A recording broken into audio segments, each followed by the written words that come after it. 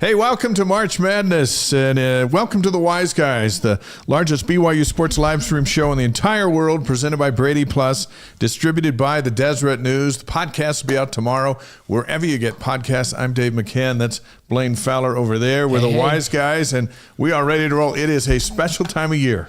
Yeah, it is. March Madness is already, like, when the tournaments start, the conference tournaments start, that's the beginning of March Madness, right? Yeah. And really, did it start last week since the WCC? And it's kind of been a maddening month. And the women's tournament was last week. Yeah. So we're full go into March Madness, and now is the men's Big 12 tournament this week. So spring football's going on. Like, there's so much going on right now. It's crazy, and it's fun, and we're trying to keep you all on top of all of it. So, hey, and I like that already the chat's going like crazy. Yeah, it is. There's Cancun on the line. Yeah, Cancun. Thanks for being in Cancun. Remember your sunscreen down there. Yeah, exactly right. It's nice and warm down there, I'm sure. Pleasant Hill, California in the house. So it's a big night. It's a big week. Lots going on. BYU probably going to play Iowa State again on Thursday. We'll talk about that a little bit. But, yeah, there can't be a better time to be a Cougar fan right now, can there? There's Nashville, Tennessee. All right. That's the home of Keith Urban right there in that area. Yep. And, all right, John. John's in from Harriman. Yeah. So let's keep that stream hopping. We got a great show tonight. We do want to remind you that Wise Guys is thrilled to have Brady Plus as our title sponsor. Brady Plus provides cleaning, food service, and packaging equipment, dispensers, and service and repairs with over 150 distribution facilities across the country, over 6,000 employees. Their products are at Disney World, they're the Pentagon, and all over the place. And we're so grateful to have their support. And let's not forget that Deseret News is our distribution partner. We're glad to have them on board. Deseret.com, that's Utah's newspaper since 1850. You can watch for our content on all of their social media sites and outlets. So between us and Deseret News, serving Cougar Nation all over the world. How about Craig from Boston in tonight? There's Alabama, Naperville, Illinois, Beaumont, Texas, Ridgecrest, California. We're going to be hopping tonight. Yeah. Here's what we got going on. It's Big 12 tournament time. Richie Saunders gets a huge honor today from the Big 12. We'll talk about that. We've got a couple of other guys coming in tonight. Yep. 8-game win streak, 5-0, and quad one games, 3-0. Like, it's crazy what's going on with these guys. And so with Richie Saunders getting the props, we talked about this on our post-game show the other night. You asked the question of Kristen Kozlowski and I, is Richie Saunders going to be a first-team All-Big 12 guy? And we said it shouldn't matter whether it's a 5-man team or a 10-man team. Well, it ended up being a 10-man team, so it was obvious that he was going to be first-team All-Big 12. But having Yegor Demin also on that all-freshman team and honorable mention all-conference was a big deal, and that was fun. Greg Wrubell and Mark Durrant, they headline tonight's show. They're coming in, and they're going to help us preview all that's going on this week, talk about Kansas City, what to expect. As I mentioned earlier, probable matchup with Iowa State again in the quarterfinals, because BYU gets that double bye into the quarterfinals. So lots of good stuff. It's going to be a fun conversation. We're also going to ask them to reveal their top 5 BYU postseason NIT or NCAA victories, many of which they've called. So Greg might have the list of the games they've worked, and we'll also look at the overall. Right. There's not a lot of tournament success. And so we'll handpick some. Some are no-brainers, which I'm sure that you guys will agree with, and we'll encourage you to give us yours as well. So we're going to pick their brains and have some stories, and it's just going to be a good time. If they don't come up with the same number one that you and I did, because to me, I think the number one is obvious. It has to be. Because BYU's never advanced as far as this game took them, and the way it ended. The drama of it. So we're going to tip our hand a little bit. If they come up with something different than that, then I just don't get it. Billings, Montana's with us. Westlake Village, California. Puget Sound is in the house. There you go. Puget Sound. I love it. So, hey, we're going to be a BYU football spring practice update here coming up, and also talk about what's next for women's basketball after BYU and Amber Whiting parted ways. Yep, there was a question on the stream. We'll talk about that and what's next. Zach Wilson, by the way, we're going to talk about what he's got going on too. He's going to get a pay raise and a new location. That announced just a short time ago. So that's all coming up tonight on the Wise Guys. Have your questions ready too for Greg and Mark and for us as we start talking about this tournament and next week with the big dance. And BYU seeding is getting better and better with every coming day. So hang with us and roll through the night. This has a chance to be one of the best Wise Guys ever. Yeah, could be really show fun tonight. So let's get to our headlines. BYU men's basketball 23-8, 14-6. As Blaine mentioned, Richie Saunders, one of 10 players named to the first team All Big 12. He's also named as the most improved player. Yegor Demon was named honorable mention and to the All Freshman team, but that was it. Should there have been more? Kevin Young said this afternoon he thought there were others deserving. But as I thought about it, the way BYU won games is everyone did a little bit. Like just the other night, Richie only had 14 in their win against Utah. Dawson Baker had 15. And they just kind of spread it out that way, where if you were to look for two guys, I think they found the two guys. Yeah, Richie was obvious. And, hey, I'll take it. I will take a team full of guys that all contribute and where 10 or 11 guys play and not having a superstar, although I'd say Richie Saunders is a star because he's been the most consistent player all year long, and win as many games as they did and finish third in the conference, by the way, over having a couple of superstars that are obvious first-team picks and being in 6th or 7th or 8th place. Yeah. So, yeah, I'm perfectly fine with it. And I think you're right. There were a lot of guys that were deserving, but because they spread this thing out so well and different guys stepped up, Richie Saunders was the one constant. Yeah. Every single game. And he's fantastic. So, hey, Dirk from McCann Road in Deming, New Mexico in the house. McCann Road? He says, Mark Durrant has a message for you, Dave. Well, I'm going to find out what that is when Mark gets here. San Antonio is with us as well. Let's span the globe here tonight. Mike Hamilton, San Antonio. In this 8-game win streak for BYU, they're 5-0 against quad ones and 3-0 against ranked opponents. You just can't ask for more than that this time of year. Nobody in America is doing more than that this time of year. Yeah, it's this run, and this is why every announcer, sports center, everybody's saying BYU might be the hottest team in America. We have to remember that Houston's also on a crazy run right now. They've just been running the whole time. Yeah, right? like their run is even longer, and they're dominating. So we're going to remember that. But Houston has won the league, and we give them their props. But everybody expected Houston to do that. Yeah. And nobody expected BYU to begin the season. They didn't expect them to be number 3 in the conference and with a 4 seed, and to, DJ. Partway through the Show season. Blaine, DJ. Yeah, partway through the season, we didn't expect them to do this. So the fact that they're on this run at the end of the season just tells you what an unbelievable momentum. What an unbelievable momentum they've caught down the stretch. And that's why they're catching everybody's eye. And they just jumped 6 spots in the AP Top 25. How about that? To number 17, up 6 spots since last week. That's something. That's a big rise. Hey, Nathan's from Lake Orion, Michigan. I think that might be a new spot for us. Lake Orion. I don't even know where that is. That sounds cool, though. They got a lot of lakes up there. Thanks for being here, Nathan. It's one of the 10,000, I think. And Russ Paulus is already jumping the gun. Like, he's already got it. The number 1 postseason game has to be BYU Notre Dame. Well, yeah. You're not going to get any disagreement from Dave. Now, we'll see what our two guests have to say about that. Pensacola, Florida on the stream. The net is 26. Ken Palm's 24. Joe Lenardi's bracketology has BYU up to a 5 seed in Denver. Yeah. That's about the best spot you could be. Great, yeah. 5 seed in Denver. We'll see where we go through the week. Andy Katz, by the way, has BYU number 11 among his Power 37. That's 10 spots higher than he has Kentucky. Of all teams. We'll take that, won't we? Yeah, it's pretty awesome. The fact that on Lenardi's bracketology, BYU's a 5 seed and in Denver, when, was it just 3 weeks ago?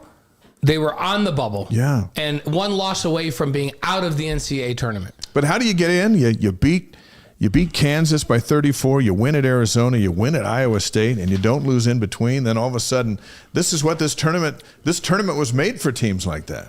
Yeah. And then they come charging in. That Utah game was fun. BYU beat Utes 85-74, sold out Marriott Center. Dawson Baker, we gave Richie Saunders the player of the game on the postgame show. Perhaps we probably should have gone Dawson Baker. Yeah, wouldn't have been a bad choice. Dawson had 15. Saunders had 14.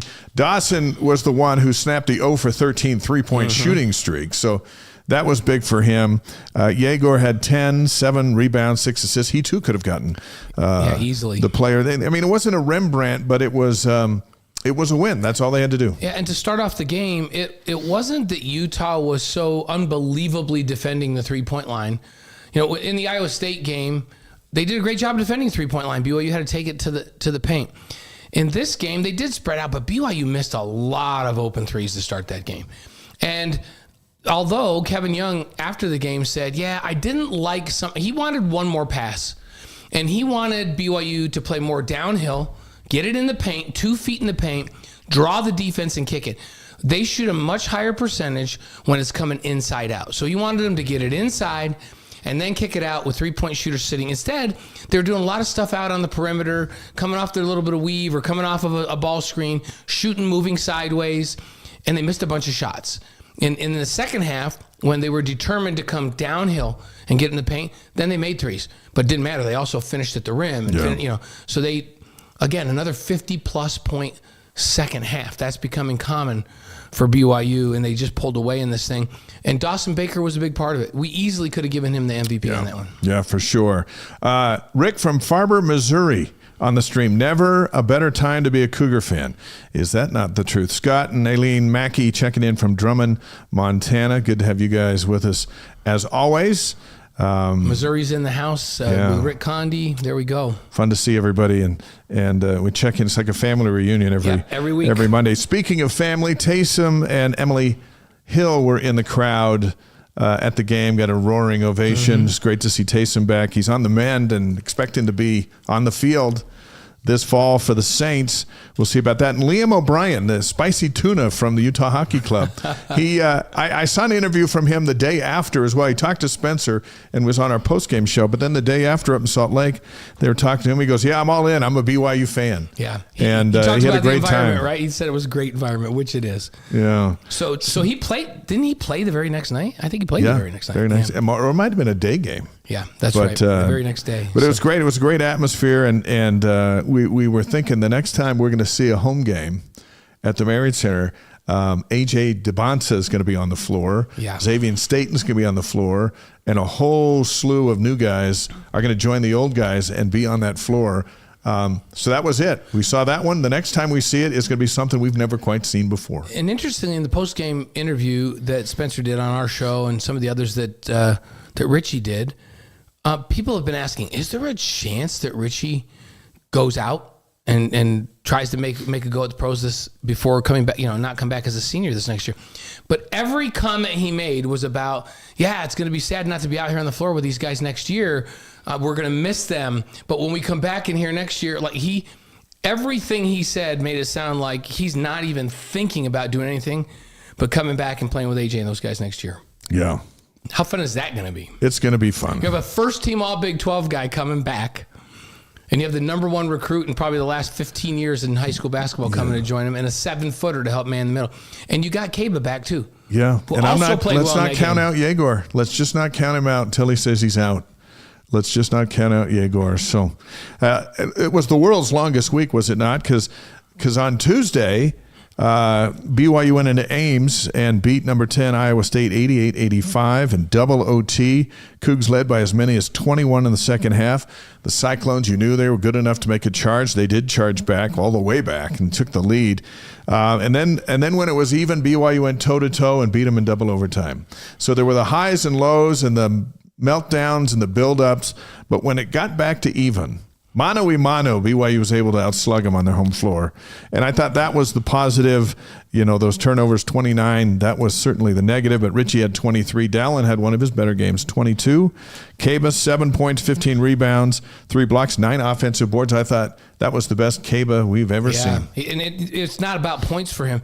Those 9 offensive boards, are you kidding me? Against a team that's a good rebounding team and very physical. And Keba when they were coming back, Keba gave BYU some second chance opportunities with those offensive boards that allowed them to stay in the lead and keep that thing close enough that at the end they could get this thing into overtime. Yeah, what a game for Keba Keita. On the stream, yes, John, Gifford Nielsen was sitting there next to the Hills. We should acknowledge that. Gifts at all the games. This is the first time Taysom's been back. And so Taysom got the introduction on the Jumbotron and got the roaring applause. And Giff was there. Of course, Danny was there. Travis was there. All the big shots were there. It was a big night. Yeah. And a big night Tuesday. So here we come for the final Big 12 standings of the regular season. Houston's number 1. They went 19-1. Texas Tech was next at 15-5. So a 4-game difference between Houston and everybody else. BYU's tied for third with Arizona at 14-6 and split during the regular season on each other's home floors. And then Iowa State at 5 at 13-7, and their number 6 is Kansas at 11-9. That's just not how anyone thought it would go outside of Houston being number 1. Right. Texas Tech was a surprise, and BYU right behind it. And I think as much as everybody thought Houston would be number 1, they didn't expect them to go 19-1 in conference. No. I mean, they're really good. This is a Houston team that's equipped, and Cryer's playing out of his mind right now. They could win a national championship this year. They're that good. How about this? BYU, with that home game sellout against Utah the other night, final for the regular season, leads the Big 12 in attendance. That's the first time in 39 years somebody named Kansas doesn't leave the Big 12 in men's basketball attendance. How about that? The King has not only did the King finish as 7th in the league, the King got out-attended by BYU, the newcomer. I know. 2 years in a row. 2 years in a row, BYU's outperformed Kansas in the Big 12. How about that? That's nuts. And kudos to BYU fans for because the other night at that Utah game, it was not easy to get in the building. There was a glitch in the ticket system. Right. It's all electronic now. There was a glitch in the software. People were waiting outside. They rushed in last minute, and they still filled that place up, and they still created an incredible environment for BYU to win. Yeah, Cougar fans are the best. They really are. Remember when Houston was here, or not here, when BYU got beat by Houston by 31? After the game, Kelvin Sampson, Houston's coach, said, you know what, by the end of the year, that BYU team's going to be pretty good. Mm-hmm. Well, Sampson's group were good. He's coach of the year. Yeah. And Kevin Young had to be a very close second. Right there. But at 19-1, you kind of salute the guy who marched through the one of the best, if not the best, conference in the country. So, and player of the year, TJ Toppin of Texas Tech. I thought it would go to a Houston player. Yeah. But Toppin got it. The Red Raiders finished second. Well, and here's the interesting thing. We talk about, again, Houston has been really, really good as a team. And they've had some standouts. They have stars, just like BYU does and Texas Tech does. But Texas Tech relies a little more on Toppin than Houston, where they spread it out, just play this tremendous defense. And I think they think that's why BYU doesn't have more guys. They play as a team on the all Big 12 teams. And that's why Houston doesn't have the player of the year, because they have a bunch of good dudes. Yeah. And they share it. They do have some good dudes, for sure. AP Top 25. Today, Houston, they're up to number 2 in the country. Texas Tech's number 9. Iowa State fell 2 spots to 12. And as you mentioned, BYU jumped 6 to 17. So now it's tournament time. And earlier today, in his media availability, Kevin Young was asked by Jay Drew of the Deseret News, who will be on the show with us next week, along with Steve Cleveland as we get ready for the big dance. But asked him how his NBA background has helped prep him to get this team ready for the postseason run that starts here later this week. Here's what he said. I think that's a good way to phrase it, Jay, in terms of the processes. I mean, that's just as much, I feel like, what I've tried to bring here as much as anything. You know, I'm a systems-oriented guy. I'm a process-oriented guy. So, you know, a lot of years on the pro side of seeing how things were done there, and was able to, you know, customize it to the way I want to run things here, and was able to bring in a lot of people that understood how I wanted to do that. And I think it makes us unique in a certain respects in terms of how we operate across the board, whether that's, you know, pregame warm-up, as silly as that sounds. I mean, we do it very unique here relative to other college teams, you know, but much more from an NBA side. You know, we've talked, I think, a lot about a lot of our support staff. And so anyways, it rears its head, I think, across our program, and it's sort of the backbone of how we systematically kind of operate. Addressing the media ahead of the Big 12 tournament. When we were doing the games earlier in the year and met with them, that's when we found out things are going to be just a little bit different, because usually shoot-arounds is where we visit with the coaches. And he said, yeah, we're not doing those. We don't do shoot-arounds. What? You're not going to do shoot-around? Nah. Guys can go over and shoot if they want. And so then we interviewed him, 30 minutes before tip-off instead of earlier in the day. Which was great, because their game plan was all put together, and we just got him one-on-one. And so it worked for us, and we did a lot of those preseason games with him. But have we encountered in all of our years of doing games a coach that in college, we don't shoot on game day? We'll have a shoot around, like not a formal run up and down. And you and I have commented over the years, some programs bring their guys in for a shoot around the afternoon of the game. There's a 7 o'clock game. Let's say they're in there at 1 o'clock in the afternoon. And you and I are watching them do a full scale run up and down the floor practice in a full sweat the day of the game. Yeah. And I'm thinking, man, these kids must be in unbelievable shape because they're running them into the ground right now and they're going to come back and they're going to run again tonight. And then Kevin Young came in and said, yeah, that's why we don't do that in the NBA. We don't do that. If they want to come over and shoot, they can. They can come early and shoot. We'll walk through some stuff. And some do, yeah. But we want them to have fresh legs. We want them to be strong in the closing minutes of a game and to have all of their energy. And mental is what we're going to do to prepare on game day. And, well, it seems to be working. Yeah, it's been fun to watch. It's been fun to watch him. And it's going to be interesting to see as he and his staff move forward now that, well, next year they will have done it a year, right? It's not just, hey, we got everyone together, let's see how this works. It'll be, we know exactly how this works. And then you get into their systems and all of that stuff and the talent level spikes. Interest is still sky high no matter what. And then the second year of Kevin Young and his group will be interesting to watch because now we know a little bit of what to expect. Yeah, exactly. And you know what? Cougar fans are awesome. Once we know what to expect, then we raise our expectations. Yeah, we raise the bar consistently. So, hey, Dave, I just want you to say the name of the person that said BYU could give anyone a run for their money now, because we agree with that, right?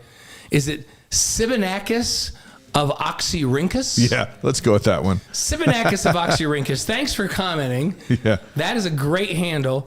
And we agree with you. BYU could give anyone a run for their money right now. If BYU really comes and shoots the basketball, I think what we've seen is they can beat anybody. Do you remember that night they beat Kansas? Yeah. And Bill Self said, oh, BYU would have beaten anyone tonight, period, including Houston. Right. Right. If so they have the capability when they get hot of like literally giving anybody a run. So, yeah, let's just hope they get hot in the tournament. Greg Wrubell, Mark Durrant are going to join us in just a few minutes. Get your questions ready. Let's talk about this Big 12 tournament before they sit down with us. It starts tomorrow. You know, the show starts tomorrow.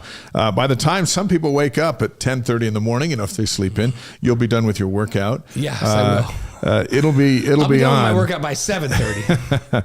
Let's roll through the Tuesday first round because Tuesday has something to do with Thursday when BYU gets going. Yeah, Cincinnati's versus Oklahoma State, and that is an important one for BYU because that will lead into the next round where Iowa State will sit waiting for the winner of that game, and that's the line that rolls in to BYU. That's at 10:30 a.m. Mountain Time.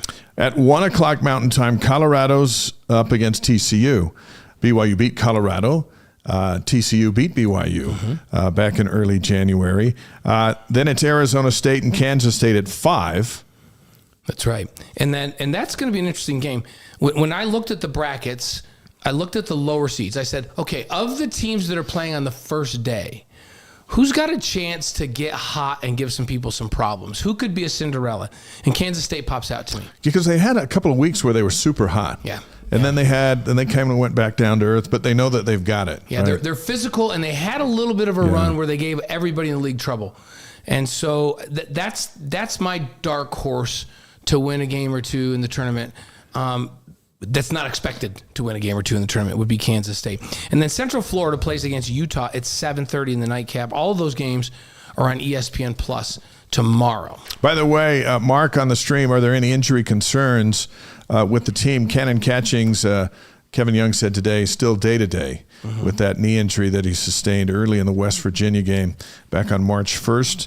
So I don't think anything's changed with him. Everyone else is good to go. Wednesday's second round in the Big 12 is going to start with Iowa State against either Cincinnati or Oklahoma State, and that'll be at 10:30 here Mountain Time on ESPN or ESPN2. So Wednesday games start moving over to the motherships from, not all of them, but the big ones. And it starts with Iowa State and the winner of Cincinnati, Oak State at 10:30 Mountain, and the Cougs will be watching that one closely. They'll actually be there watching that one. That's the line that leads to BYU. And that's why right at the top of the show we talked about most likely matchup for BYU would be Iowa State on Thursday for that reason, because Iowa State is a ranked team. They're down 2 spots, but still in the top 12 in the country. That game will be followed on ESPN Plus by West Virginia against Colorado TCU winner. Then you got Baylor showing up and playing the winner of Arizona State, Kansas State, Wednesday night at 5 on ESPN Plus. And that's why I say I think Kansas State could beat Arizona State, and I think they could beat Baylor. So that's my dark horse for the tournament, in case you guys are wondering. I think I've made that pretty clear. And then Kansas is in the nightcap at 7:30 on Wednesday, and they'll take on the winner of Central Florida and Utah. Yeah, Christopher on the stream says Oak State has a chance to make some noise. They beat Iowa State when Iowa State was missing Gilbert, and Gilbert missed the game against Kansas State. So, anyone in this league can beat anybody. And now that there isn't a home court advantage for the most part, although Iowa State will have a big crowd there, Kansas will have a big crowd there. I'm not I don't want to downplay Cincinnati either, right? Because they've got talent, and they get hot all of a sudden and start to play some lockdown defense. I don't think they beat Iowa State, but let's say Cincinnati gets hot and beats Oklahoma State. Could Cincinnati, coming off and being warmed up playing the night before, beat an Iowa State? Absolutely. That could happen. That's the beauty of this league, is that the teams that are in the bottom of the league are all talented and could jump up and beat somebody. Thursday's quarterfinals, it's BYU against either Iowa State, Cincinnati, or TCU, 10:30 a.m. Mountain Time on BYU Radio with Greg and Mark. ESPN, ESPN2 kicks into that one. Then Houston's got West Virginia, Colorado, or TCU. Texas Tech gets going. It's the 2 seed later in the day. They get either Baylor, Arizona State, K-State. And Arizona could be back with Kansas. Just beat them the other day. Got beat by them the other day, too. The UCF, Utah. It's either Kansas, UCF, or Utah at 7:30 on that Thursday night. All those games, ESPN or ESPN2. Right, that's on Thursday night. Friday's the semis, 5 o'clock and 7:30. Those games are on the mothership, ESPN. And, would you be surprised if BYU's in that semifinal game? No. I would not either. No. The thing is, if they're in that semifinal game with the 4 seed, they're going to play Houston. Yeah. But you know what? Why not, right? So, why not? You go into that with house money completely. Right. And then if you lose, your net still goes up. Then you just play loose and just go shoot like crazy men out there, right? And maybe a bunch of shots fall and you beat Houston. Why not? Why not? The championship game is Saturday at 4 Mountain on ESPN, and then the NCAA selection show is Sunday afternoon at 4 Mountain on CBS, and that's where the Cougs will find out where they're going. As for the potential opponents against Iowa State, BYU's 1-0. They're 0-1 against TCU, and they split with Cincinnati, beat them bad here and got beat bad in Ohio, where Mark served his mission. I don't know if there was any kind of a tie-in there, but no, I don't think there was. Mark went back there and they got pounded. It's all on Mark. Didn't make sense to me. All on Mark. Didn't make sense to me at all. But I think BYU wouldn't mind getting back after them too. Styles make fights, but in the Big 12, there's so many varying styles. It's just like you just have to be ready for any fight. And BYU, what BYU's done in this run right now is they have figured out how to play in multiple different ways and win in different ways. Whether it's somebody going to spread out and be there on the catch and defend the 3 and double dog dare them to throw it into Foose, or whether they're going to force them to put the ball on the floor and run them off the line and make them attack. BYU's figured out a way how to play, or if you're going to pack it in the paint and leave them open for 3, they're going to go knock down a bunch of 3s. So they have figured out during the streak how to play in multiple different ways and win and be effective, which is really scary now for these teams as they get into tournament time. All right, what you're about to see is the equivalent of a hockey line change. That's right. So you're going to come over here. Greg and Mark are going to go there, and happen on our live stream. And let's do that. Let's do that now. As John asked a question on the status of Brody Kozlowski, is he redshirting? They're working on getting him a medical red shirt. I think he broke his finger. Yeah, he broke it. And so that's why you haven't seen him. And he only played in a couple games, so they're seeking a medical red shirt for next year. Guys, it's showtime. Let's go. All right. Jack's going to get Greg seated and Mark seated. And while they're seating, the Cougar Board question of the week. Let's jump into that. If you're not familiar with Cougar Board, it's the largest online community of BYU fans with thousands of posts every day. This one comes from Yolak Sentia, one of their insider subscribers. And he asks, What benefit does an 11-man rotation give BYU in the Big 12 tournament? Would you expect that to have a meaningful impact in a potential semifinal matchup against Houston? That's a pretty good question. We talked about it earlier in the year, when you think, hey, no one can play with an 11-man rotation, and all of a sudden Kevin Young found out how to play with 11-man rotation. And with that question, we bring in the two stars who joined us, Greg Wrubell and Mark Durrant. Now, hold your thought on that question because I want to do the official introduction. These two right here that we're looking at are the fifth longest tenured radio broadcast duo in Division I basketball. Greg Wrubell, Mark Durrant, they've been on the mic together for 28 years. So who better to talk about the postseason right now and the Big 12 and the Big Dance than these two? We welcome you back to the Wise Guys. I don't know if we've ever been together like this. This is fantastic. This is like the feud. I feel like Richard Dawson should be up here. Let's go. You guys would win the feud. Now listen. Yeah. Only because I have Dave on my team. We Googled the top 5 rock bands who are currently on tour still. Rolling Stones, Bruce Springsteen, U2, Coldplay, and Metallica. By our calculation, that would make you guys the Metallica of basketball announcers who are currently on the job. How do you feel about that? I appreciate that. We might need some more hair. Did you guys know that number, that you're the 5th longest tenured combo? Did you already know that? I was aware. You knew that? Yeah. Are our mics good? It feels like we're, there we go. Yeah, you Feels got like us? we're a You little feel in the okay? background. Are we okay? You good, DJ? Yeah. You okay And over there? do you- Mark's nice and rich now. Yeah, you guys okay in your headsets? Because I Do you can want turn yours turned up? You can turn you up a little bit here. Yeah. I could use a little more, but I'm not sure if my mic is on. I feel like Mark's is. I think yours is, but You think? we just can't hear Okay, you. there we go. No, there we go. You got Are you better? We got better things now. Okay, there we go. okay. So live stream. There we go. Yeah, no, on that first thing, I would take Metallica in a heartbeat. That's great. You like Metallica? Over the other, what yeah. about over the other bands? Well, no, I'd be pleased to be one of the others as well, but I'll take Metallica. Absolutely. If that's the 5, I'm there. By the way, Rush we isn't have an option. He'll take it. Yeah, Rush has since disbanded for sad reasons. For a variety of reasons. Yes, we have been on together, all 4 of us, but Mark was remote last time. That's I think right. I was here, Yeah, Mark that's was right. on a screen right. somewhere, but together, this is the first time. Mark's been here in studio before. Yeah, and I've been here in studio. And you've been in studio before, I but avoid together. Greg Lamb at all costs. So Dave and I have been calling games together in television since 1989. So we get between it. the 4 of us, we get it a oh, little gosh, bit. yeah. We get it a little bit, but what's been the glue that's kept you guys together for that long? I mean, that's a heck of a run, guys. It really is. Mark's high level of patience. No. That's it. That is clearly it. Is that Mark? Is that clearly it? It's like a marriage, we always say, and the key to a successful marriage is just say yes, dear, and so yes, Greg, whatever he wants. So, all right. So you've been together long enough to know each other's pet peeves, so we thought we'd start with a few. Answer this question, Mark. Greg does not like it when. Oh, By the way, our stream is coast to coast tonight. We've got people from everywhere. Do we have a time limit on this? I gotta edit this in my head before. No, Greg is very particular, and he'll say, "Let's leave at 6:45," and I'll say, "Great." So I'm thinking I'm on time, and he's out in the car. He's been waiting for me 10 minutes at 6:45. He's like, "Just relax, Greg." But he says 6:45, and then when you're there at 6:45, he's mad. Yeah, mad. He's wound up. He's irate, and he likes to get to games like 5 hours before the game. I know this. Greg. Yes. Just in case of traffic. Again, I'm working with the right guy. I just got to tell you. Yeah, I'm working with the right guy. Because he's the yin of your, like, he's chill, and Greg's a little more wound. Okay, so now the same question for you, Greg. Like, Mark does not like it when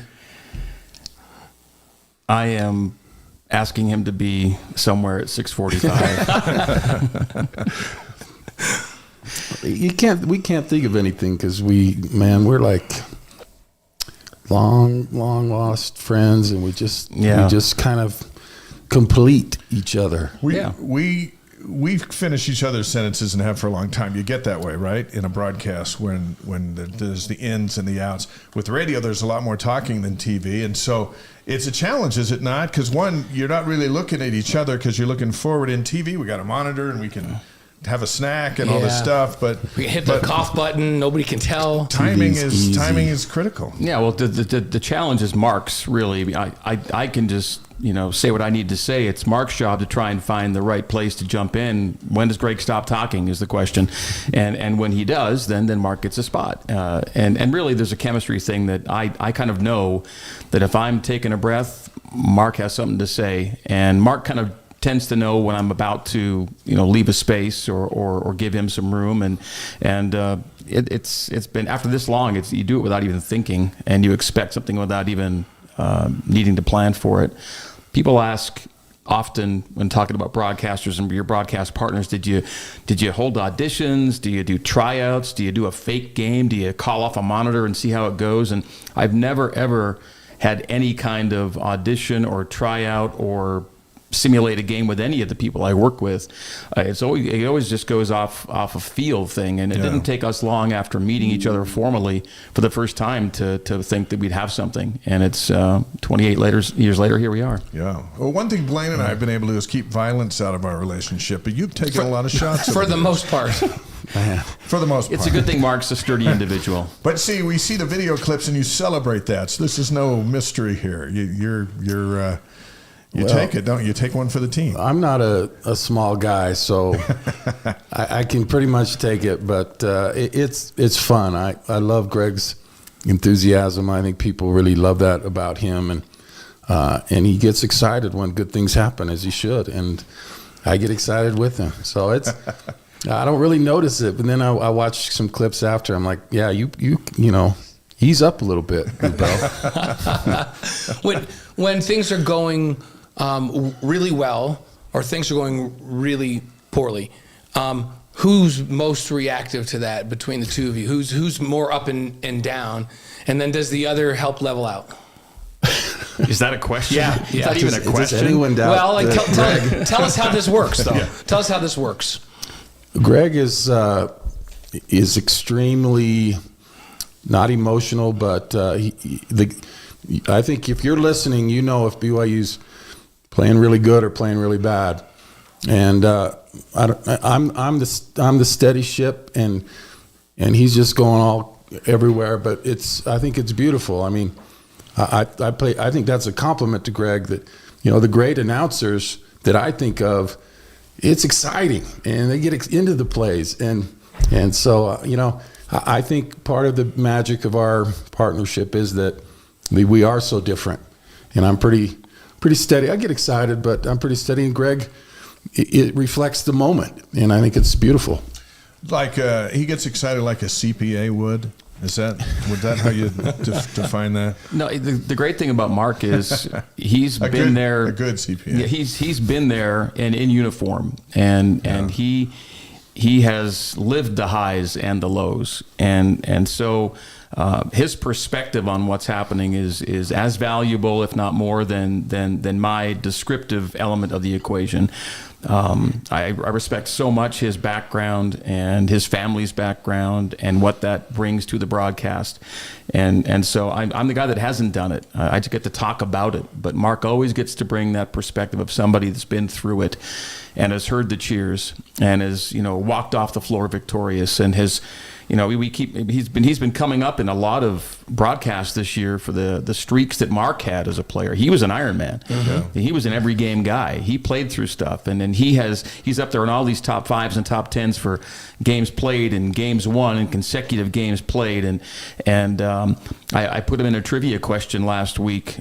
He and his brother Devin were both guys that finished their careers 50% or better from the field. He was an excellent player and got to postseasons and played in the NCAAs. He brings everything to the table that I'd want from a broadcast partner in terms of a guy that's able to share with the audience everything we're describing for them at the highest level. It's interesting in a season like this. Iowa State game's a great roller coaster of events. You know, they're way out in front and we're all kind of euphoric about it, and then they start to come back and now we're gritting our teeth while we're calling the game or involved in the game. And how quickly after a game can you, for a lack of a better phrase, just kind of let it go? Chill out. So, yeah, can you just chill out? Because, I mean, I go home after a big game. Even after the Utah game, we did the post-game show. We get home after midnight, and Brenda's already in bed ready to go to sleep. She goes, you come to bed? I'm like, no, I need to go, like, stare at the fireplace or something. Like, my head's still going. Like, I can't stop this. How long for each of you does it take to wind down, win or lose, and be able to just kind of turn your mind off and get away from it? You know, like Greg said, I mean, I cared so much for so long that it's hard for me to care as much anymore. And it's easier for me to recover from a loss. Now, there are some games, like if BYU would have lost that Iowa State game because it's such a big game and such a big opportunity, that would have rattled me a little bit. Or losing to Utah always rattles me. But otherwise, you know, once I leave the gym, let's go get something to eat. And I sleep like a baby because, I mean, most of my life it was my life. And now I just enjoy it for what it is. Yeah, it's awesome. On the live stream, David's in from Hong Kong as we now are spanning the globe. And so great to have Cougar Nation with us. And here's a Cougar Nation question for you. We'll talk about the players and the team in just a bit. But this journey to get to 23-8, what's it been like for you? Well, I think you have to first start with where they were, right? At one point, they were 15-8. You know, and they were 2-4 in the Big 12. So from where they were to where they are, it tells the story of this season. They were on the outside looking in. Then they climbed to somewhere close to the bubble. Then they were a bubble team for a couple of weeks, and then they got themselves locked. And to do that, you almost have to win, 6, 7, 8 games in a row in a league this good. But that's what they did. It's remarkable. I in our pregame the other day, I kind of brought this up as a proposition to Mark. Have we ever seen a better sustained run of regular season basketball since we've been calling games together?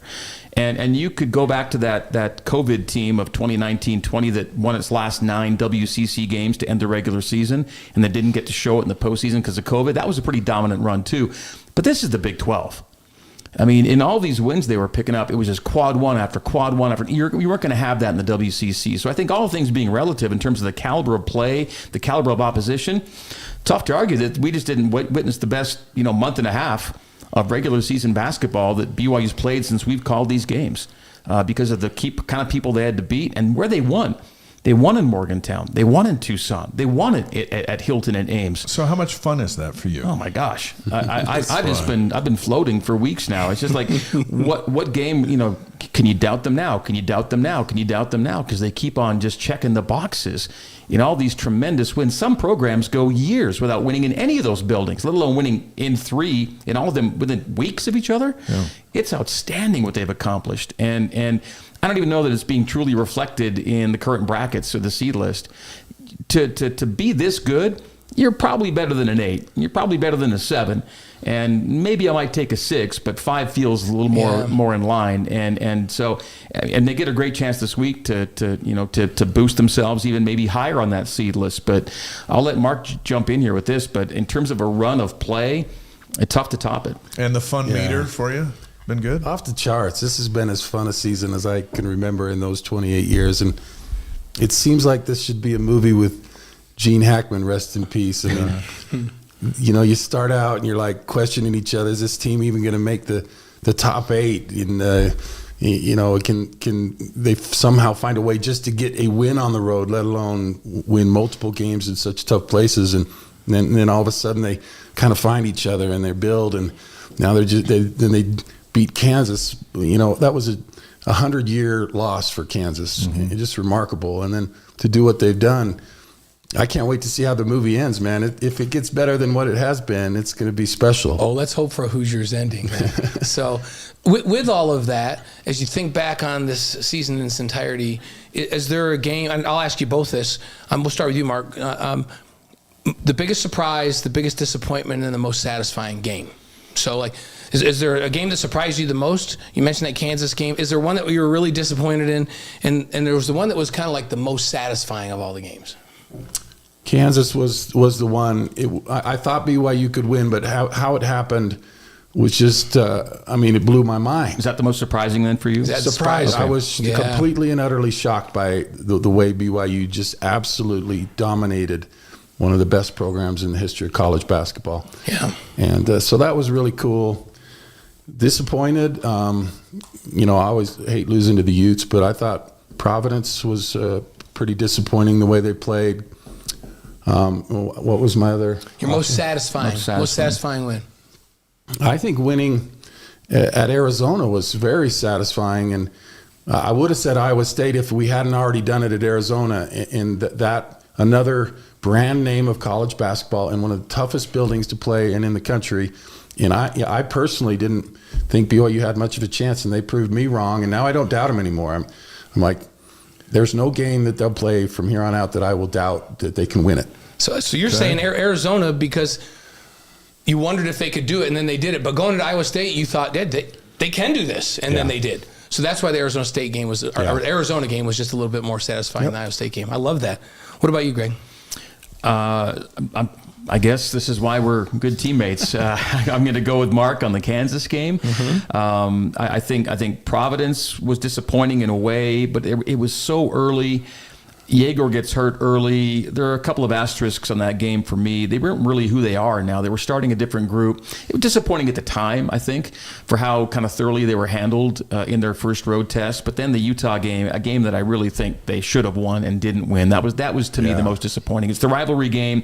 You got it where you needed to be, and kind of just the fact that I'm with Kevin Young. You know, it said that game left a sour taste in his mouth, and that for me too. So I'll go with that one for disappointing, just because how different they were and are from the Providence game.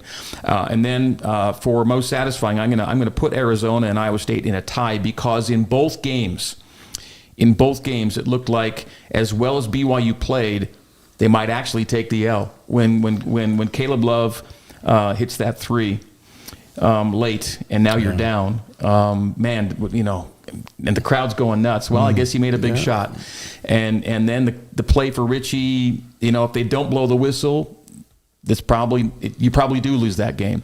They did blow the whistle, and I'm not saying it wasn't a foul, because I believe it was a foul. But two officials chose to not call that. Thankfully, Tony Padilla did call it, because I think it was a foul, and then Richie still has to go make the free throws. So that was one where it's like, oh man, they might lose this, to wow, they just won it, I can't believe it. And then Iowa State, similarly, because I was in that building last year when they lost a 14-point second half lead and the game. And this one, you're getting some PTSD because you're up 21 or 21, I think it was, and suddenly you're down in overtime. You know, might this one slip away? And it didn't. So those were both really pleasant surprises that they found a way to dig themselves out and get those wins. So that covers a lot of ground, but there have been interesting inflection point games in this year, right? I think Kevin Young would say that the Providence loss, they learned a lot from it. You could say the Colorado game, being down 10 in the second half, rallying to win their first away game of the year, was an inflection point game. Yeah. I think the Kansas game is an inflection point, because I think it allowed Kevin Young to go into that locker room and say, guys, see what I was telling you? Do you believe now that you're a good team? Do you believe now that you're as good as I think? Because I think that was something he had to fight with his guys to get to buy into, was, hey, you're a really good team too. Yeah, they've got the Hall of Fame coach. Yeah, it's Kansas, but you're a good BYU team. I think that was the day where they all kind of said, yep, this is who we are and who we can be. That's, when you were talking earlier before we came on about maybe getting to see Houston if it works out well in Kansas City, I think there's no better way to show just how far BYU's come from that 30-point loss at Houston to get them again and see where the changes have been made. Hopefully it gets to that point, which means getting past the tough game on Thursday. But if it does get to that, I'm anxious to see, just for that display and demonstration of where they are from where they were. So pleased to have BYU basketball announcers Greg Wrubell and Mark Durrant on the Wise Guys, presented by Brady Plus, distributed by the Deseret News. On this roster, who would you say, Mark, is the biggest surprise as we sit the end of the regular season? Well, I guess the easy answer is Richie, but I'm really not that surprised. I thought that he had it in him to be a real three-point threat. He's got a quick jumper and is a good shooter, and I knew he was really crafty around the rim. But to kind of take on that mantle and lead this team has been really fun to watch, because there's no bigger fan of Richie than me, and to see him do what he's doing has been super fun. I like Mawut. Mawut was kind of out of it, and Richie then got his concussion in that game at the Delta Center and came and said, here's my chance. I love guys that when presented with an opportunity, they step up and they take advantage of it. And Mawut has been absolutely integral to everything BYU's done. And so would Mag be your guy of just hey, I'm kind of surprised that worked out that way? Yeah, I would say with where he was at earlier in the season, and we knew he was a defensive guy, right? But he's a great offensive player and is unfazed by everything. He's the guy that almost always seems to hit the big three at Iowa State, at Arizona, whatever. And I think he's, because of what he can do on both ends of the floor, and he's not the superstar, but he's the guy that makes other players better. I think I would go with Mawut. What about you, Greg? So I'm with him on that.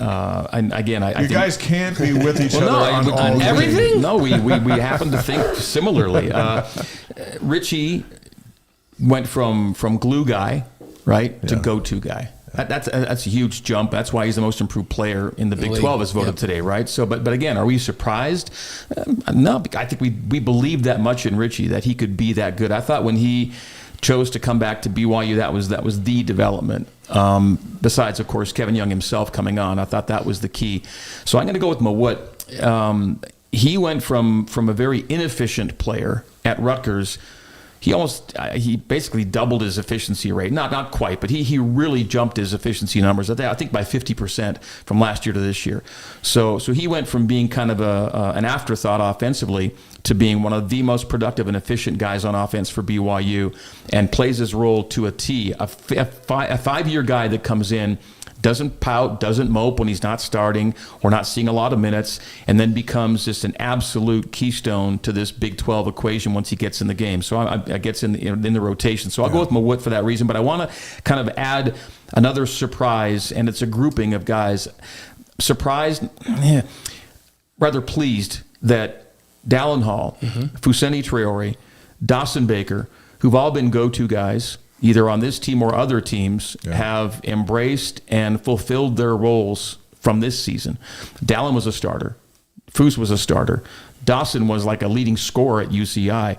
And they're all huge parts of this puzzle this year by embracing the role that Kevin Young has for them off the bench. And I think without that embracing of those roles, it'd be hard to do what BYU's doing right now. And then the larger surprise is that BYU, in contrast to most other BYU and other teams just generally nationally at this time of the year, is getting more from more guys instead of asking for more from fewer guys. We've all seen the rotation. It gets 6, 7, 8 players max by this time. That's not been BYU. That's surprising that you can be that good with that deep and that expanded a rotation. That's been a surprise, a really pleasant surprise that you can do that. Sometimes might expand it because they just have no answers. They're looking for anybody, somebody. And that's not this situation. They've got answers, and they just want more and more of them. Having said that, quick, yay or nay from both of you. Does BYU have the best bench in the league? Certainly the deepest, and the ability of any of those guys to have a big night, like Foose could get 20. Dallin got 15 the other night. It's pretty impressive. So with that said, the Cougar Board question of the week was, what benefit does this 11-man roster or rotation give BYU in the tournament? Will it have a meaningful impact if they get to the Houston game? Does this make a difference in this format where you can play 3 nights in a row? Was it the West Virginia game where Keba gets 2 quick fouls, I think, and Foose ends up with a 20 and 10? I think that's where you're seeing, you can get somebody in foul trouble and not suffer as a result. Richie was in foul trouble for the first time in I don't know how long against Utah on Saturday night. 2 quick ones. And yet they've got places to go. It benefits in a lot of ways. Just the fact, too, that Richie, after 31 games, he's still averaging only 29.4 minutes per game. He's the go-to guy and doesn't even hit 30 minutes a game. Yeah. That is huge. Most of the other stars in this league, they're all between 30 and 38 minutes a game because they have to be on the floor that long. Richie could certainly do it. He played, 47 in Ames? Okay, you have those nights where you need Richie to be 47 minutes, but on most nights you can spread it around. To your point, though, this team, I think, is built for tournaments because of how many guys they play. Because those are, that's a gauntlet. Imagine playing 5 games. BYU's got to play 3, and that's a lot. And you don't have a lot of recovery time. So if you're able to play a guy like Richie 25 instead of 35 minutes, then he's going to be fresher. And you really saw it a couple times at the Marriott Center this year, Kansas for one of them. They're traveling across the country at altitude, playing against 12 guys, and they're just gassed, man. On the chat, Conrad Munson says, hey, I think a good case for MVP, we'll go back to that, is Mawut. He brought in a change in our defense that wasn't obvious analytically, but we were able to get crucial stops in crunch time. You guys both alluded to him. I've talked to multiple players, including when we had Eric Mika here on the show, on the record, said, all these 3 different players I talked to, former players, said the direction of this team changed to this type of a trajectory when they started to play Mawut more minutes. And as soon as he was inserted in the starting lineup, there was an elevation of this team, and it's been going that way ever since. Would you agree with that? Is that a seminal point in the season when he became a regular? Yeah, I think it coincides fairly well. The first glimpse we got to see was in Salt Lake when Richie goes out with a concussion early in the Wyoming game, and Mawut comes in and has his best game of the year to that point. And that kind of, not that Kevin was looking for proof, but I think it kind of showed that you give this guy that kind of time, he can contribute for you.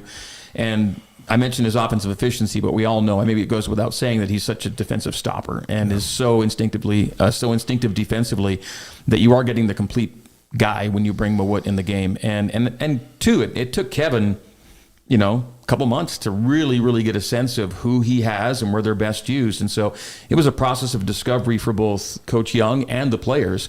And I think it's just worked out perfectly, although it did take some time. And that's a great example, too, of sometimes how seasons have to go. You're not just great from the get-go. Well, I think we as fans also had to adjust because you had the 2 freshmen come in that were going to the NBA, right, in the lottery. And so when you think of NBA guys that had come to the Marriott Center, they were 25 and 15, right? They were going to the NBA. Now all of a sudden BYU has 2 touted to be headed that way. And I think it took a while for the fans to go, wait a second, they're 18 and 19, and they're going to be that way for a little bit. And then once they did, Yegor settled down. Even Cannon was hot and cold, but it wasn't going to be, we got 2 NBA guys, we're going to the Final Four. And we were there for the blue-white game and the exhibition game and the early on. And is that not what everyone kind of expected? Yeah, it's unfair, I think, to those guys. Because they are NBA guys, but they're 18. They are so young. You spent some time with Yegor, now that he's immature, but he's young. Think about Dave McCann at 18. I mean, anyway. Now you're going back to Orem High School. He couldn't dribble. I don't know if you want to go there. He couldn't even dribble at 18. I don't think you want to go there. You could blow over 18-year-old Dave McCann with a strong gust of wind. Yes, you could. And what I like about these guys, especially Yegor, what a great game he had the other night. He's getting better. What I like is trajectory. I just want guys to get better. He's learning how to have the kind of pressure that Iowa State throws at you, and he's getting better. And you talked about Mawut. He's getting better every game. And Keba Keita, I think, is getting better every game. He's become an absolute force. And a guy like Trey Stewart, you talk about defense. Trey Stewart, I used to love him on the floor, but I'm like, I don't know what's going to happen with him. He's gonna make bad shot or throw it away or something, and now I have complete confidence in Trey. So what I like about this team is there's so many guys that are on an upward trajectory, and individually and as a team, and it's been fun to watch. Well, doesn't it tweak the fan base a little bit, Greg, too, to be more prepared next year when more guys of this caliber come in, and then the year after and the year after that, hey, they can be awesome. They can be ranked number 1, but they still they can't be 19 until they're 18. Yeah, I think the expectations will be higher for AJ than they were for Cannon or Yegor, because I think he comes with a higher profile. Mm-hmm. As much as Cannon was a great get, and so too for Yegor. I think AJ is at a different level. AJ might be the rare guy that's able to. AJ might dominate as a freshman, right? Is that possible? I think it is. I'm not saying it has to be the expectation, but I won't be surprised if he's the kind of guy that looks like a little more and by no means that any of these guys comes in as finished products, but that he might be more toward that. He seems to have some exceptional attributes that you just don't find every day, which is why he's the number 1 recruit in the country. We've had some folks on the chat commenting about, hey, is this guy going to, is Yegor going to go and go out after this year? What about Cannon with the injury? Does he come back? And people come up to me almost every day and say, Yegor's not ready for the NBA. Why are they still projecting him as a top 12 pick or a top 10 pick?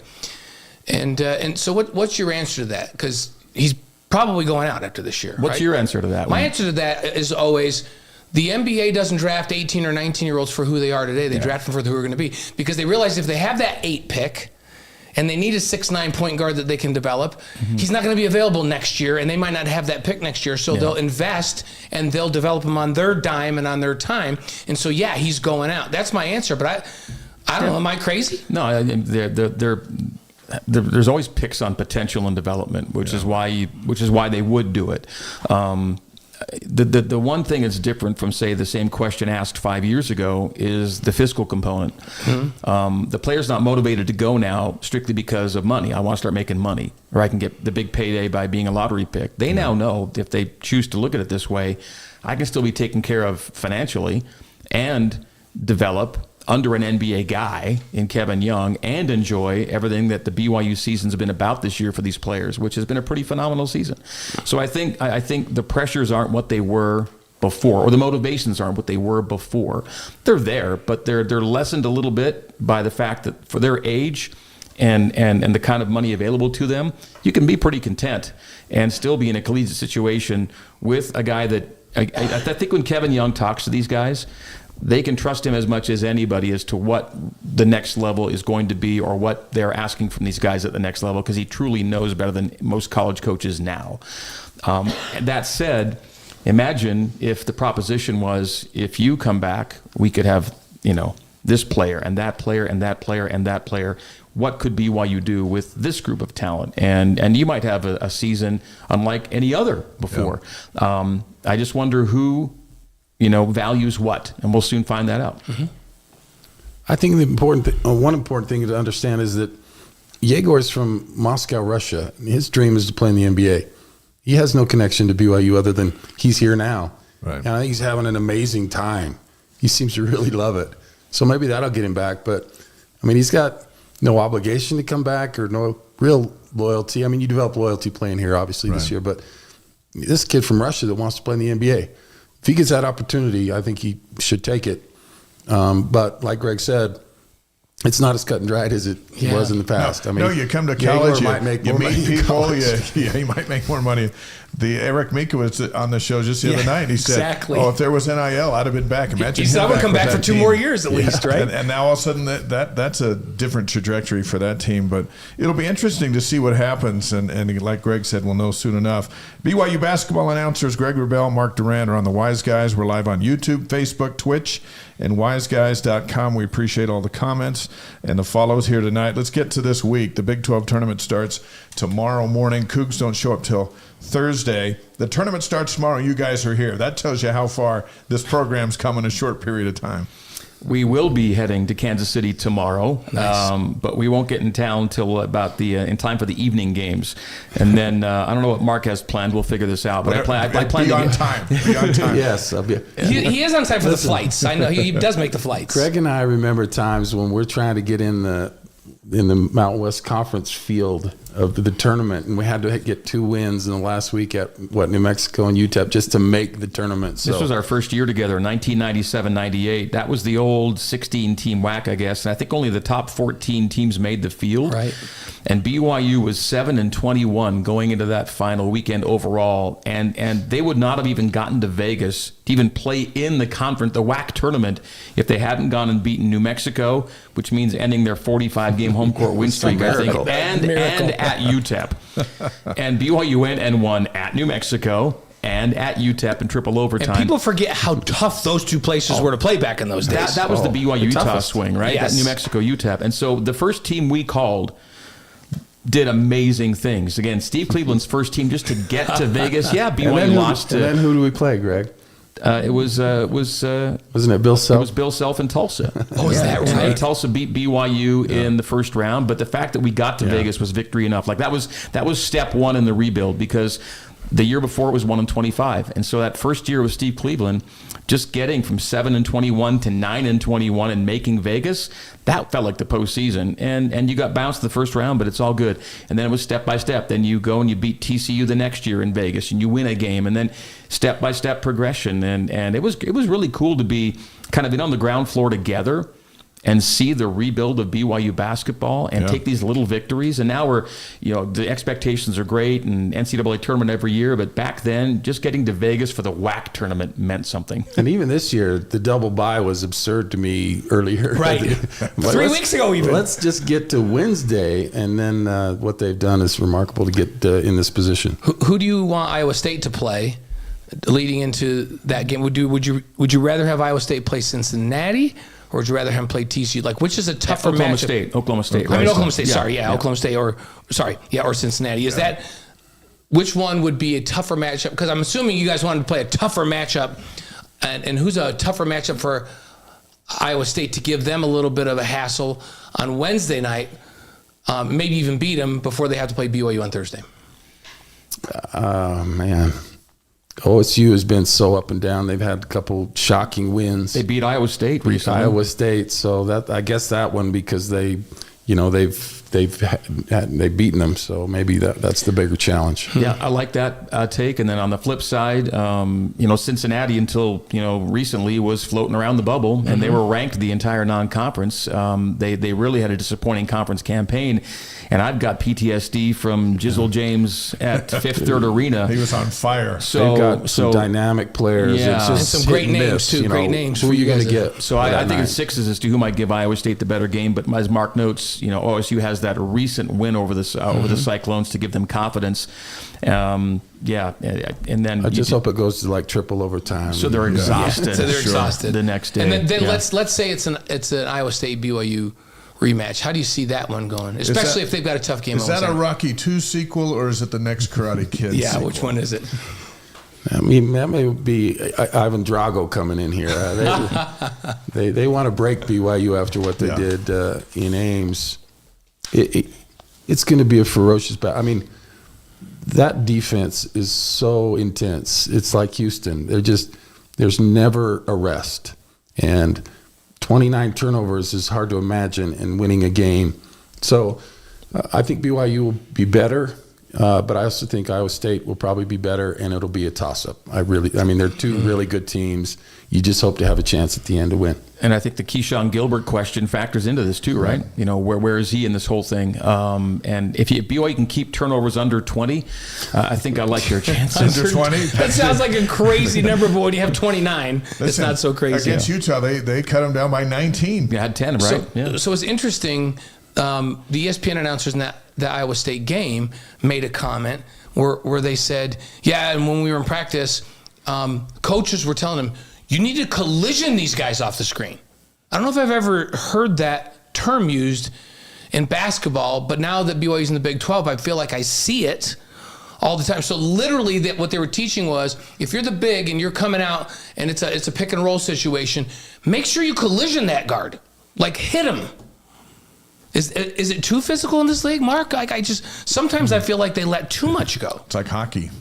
They play defense like Greg when he gets excited on a play, grabbing me. I mean, it was really remarkable. And Coach Young talks about, if it's the NBA, they foul out in the first 5 minutes, but it's not the NBA, and it's a really interesting phenomenon when you play a team like Houston and ISU that plays so physical that the referees tend to let a lot of stuff go because they're like, I can't blow a whistle every time. Right. And so they don't end up, people talk about losing that 21-point lead, what a disaster or whatever. Iowa State can't do that unless the officials say, it's a free-for-all. Right. Do whatever you want. And they got back into, and the crowd's going, yeah. And I don't know what you do about that. I don't know what you do. You just go out and win anyway. Yeah. That's what I they guess did. you have to match that intensity then, and you have to figure out how it's going to be called, and you got to play to that level. Well, I think toughness has been a recurring theme from Kevin Young in recent weeks, and even though BYU got out rebounded by Utah, I thought it was a tougher second half for BYU than the first half.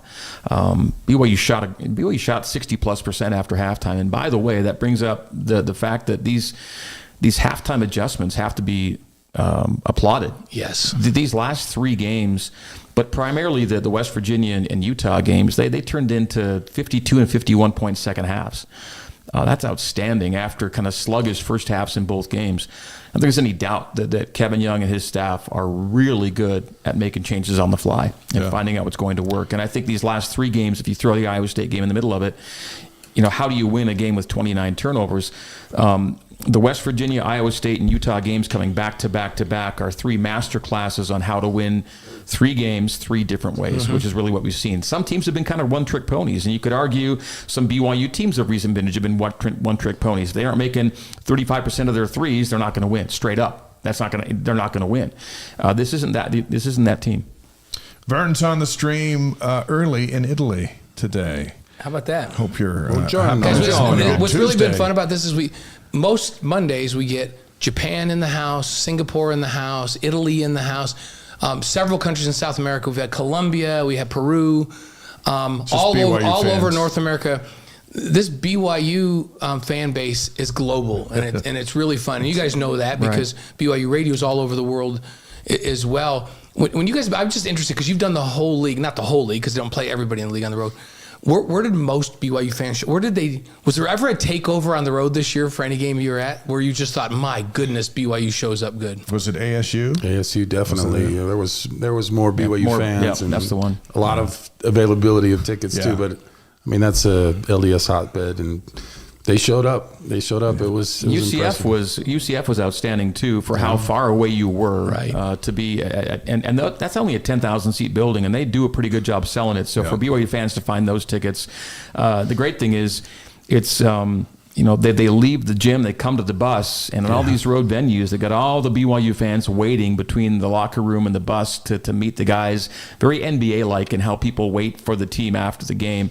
And I know Kevin Young, it took a little while to where he was like, this is everywhere. This isn't just here or there, it's everywhere. Yeah. And then the Rock shows up at the Provo airport when they fly back in, even when they get delayed a day from snow. You're only a day late. Yeah, and they come at 12:30 a.m. They still show up. And That's how they roll. It's amazing. I had a hoodie on, so they thought I was probably one of the players. So Nice. I got to run through and give out. That's Got great. that feeling. Pretty Get that good feeling moment. again. The Couple more. largest change from WCC to Big 12 is our travel situation. The kind of stuff we deal with on the road, drives through blizzards and whatnot. Oh, yeah, for sure. Couple more questions with Greg and Mark, and then they'll reveal their top 5 BYU postseason games of all time, victories in the NIT or NCAA, and we'll have a discussion about that in our time remaining together. But as far as the NCAA tournament goes, is BYU playing with house money in Kansas City? Yes, I think they could lose and it won't affect them. If it's Iowa State and they play decent, I don't think that would change anything. They can only help themselves, I think, at this point. But I don't remember ever thinking, man, the committee really helped us there and really boosted us. I'm not sure I remember thinking I don't that remember ever. you ever saying that. So the more that you can do to reinforce your position and get a good seed, because now it's about the goalposts have really moved this year. It's like, let's hope we make the tournament. Let's just get in, and now you're talking about seeding, and we'll talk about these games, but most of the times that BYU's actually won games in the tournament is because they've had a good seed to start with, and so that's important. You're saying we're in Will Farron's field goal range now? We've moved into within the kicks? Well, Will Farron's range is big. I was going to say. Let's say they beat Iowa State on Thursday night, and it's a good game. Iowa State's ranked still, right? And then they play Houston in the semis, and let's say they lose to Houston, but it's a well-fought game. They play Houston well. Where do you think BYU ends up in the NCAA seeding? Yeah, I think BYU, any loss won't hurt BYU as much as a victory helps BYU. I'd like to think going in, you can drop no lower than a 6, but that likely means a 7 because oft times they'll look at the Sunday play and drop you a seed line just for logistics. And so I think I'd be disappointed if on Selection Sunday BYU's anything lower than a 7. I think 7 hopefully feels like the floor for BYU, win or lose in Kansas City. But I think with a win, or if it were 2 wins, you're in 5-4 territory.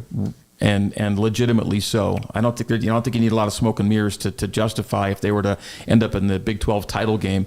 So I think a seed line move up is possible, and I wouldn't think a seed line drop is possible except for logistics on the Sunday play thing. So Lenardi has him as a 5 today. You think that'll stick? In Denver, of all places, which would be awesome. 5 in Denver would be so cool, but I mean, I've just been hurt too many times to. I Maybe can see a 7 in Timbuktu. a 7 in Providence. I mean, if it's not a 7 in Providence, I'm happy. The one thing I think BYU has done is taken itself out of the 8-9 game. I'd like to believe that, right. Which means, of course, you meet the one in the second round if you get past the first. I'd like to push that down the line a little bit. I think by winning 8 in a row with all these quad ones and winning in names, I think they've taken themselves off the nightmare scenario would be you don't win a game in Kansas City and you're a natural 7, but they drop you an 8 on the Sunday play. That would just be heartbreaking, I think, at this point for as good as BYU, as well as BYU's played over the last 2 months. But I'll think more optimistically, although I'm with Mark. It's rare that you go into that selection Sunday going, oh, wow, they liked us more than I thought they did. It doesn't usually turn out that way. No Sunday play usually costs them a Duke seed. usually gets that. Yeah. But I'm with you. The 8-9, I keep looking at that going, oh, man, they could win a first-round game, but I would love them to get to Sweet 16, but I don't want them to play Auburn in that second game or even Houston in that second game. So, yeah, I think they have a much better chance of a Sweet 16 appearance if they're off of that 8-9 line, for sure. All right, let's get behind the scenes here for one more before we do our top 5.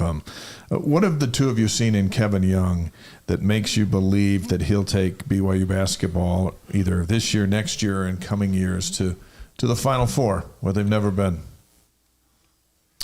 Well, obviously he has a great coaching resume, and his NBA experience speaks for itself, and so that was an amazing hire, and I didn't question any of that. And then he follows that up by bringing in just some tremendous recruits, and the recruiting job he's done just blows your mind. Just this last year and the future. But my big question mark always has been he's never coached a college game. He's never coached a Big 12 season. Does he know how to do that? I think you were here before the season started, and you talked about that. Yeah. But I'm so impressed with him. And Greg will back this up. I mean, he's just a great person and very straightforward and works very hard and has a great mind. And he's getting better. Like I talked about trajectory of players. His trajectory is off the charts, and the adjustments he makes and going against the grain and going deeper rather than tightening that rotation. I mean, he's doing just a phenomenal job, and the players are buying into it, and they trust him because he's straight with them, and they respect him because of his history. But he can coach, and he can coach the heck out of it because he has made some amazing improvements and decisions to get them where they're at right now. I amen all of that and say that having been to an NBA Finals, having coached the best players at the highest level, those are his aspirations for the best college players he can get to BYU. And he's already shown the ability to attract talent that BYU's never gotten to Provo before. And he's already shown in his first year in the Big 12, this is an elite basketball conference now. This is a conference whose actual, if you want to take a look at the raw Ken Pom rating, although it's ranked only 3rd, its raw rating is better than last year. It's arguably, you could say, a better top-to-bottom league than it was last year, or as good. And in his first year, he has the best offense in the Big 12. Yeah. Now, there's any doubt he has the best offense in the Big 12 for a first-year Division I guy. Now, he's a first-year Division I guy with an incredible pedigree. Not many first-year guys come in having been at his level. That said, it's still first-year Division I. And you have to navigate a whole different set of challenges and venues that aren't necessarily the kind you see at the professional level. And in his first year, he puts together the best offense in an elite basketball conference and rips off an 8-game win streak to end the year. Let's remember, last year was a pretty good year for BYU in the Big 12. Their longest win streak was 2 games. They finished the year 2 games above 500, which is good for a tie for 5th. This year, 8 games above 500 and a tie for 3rd.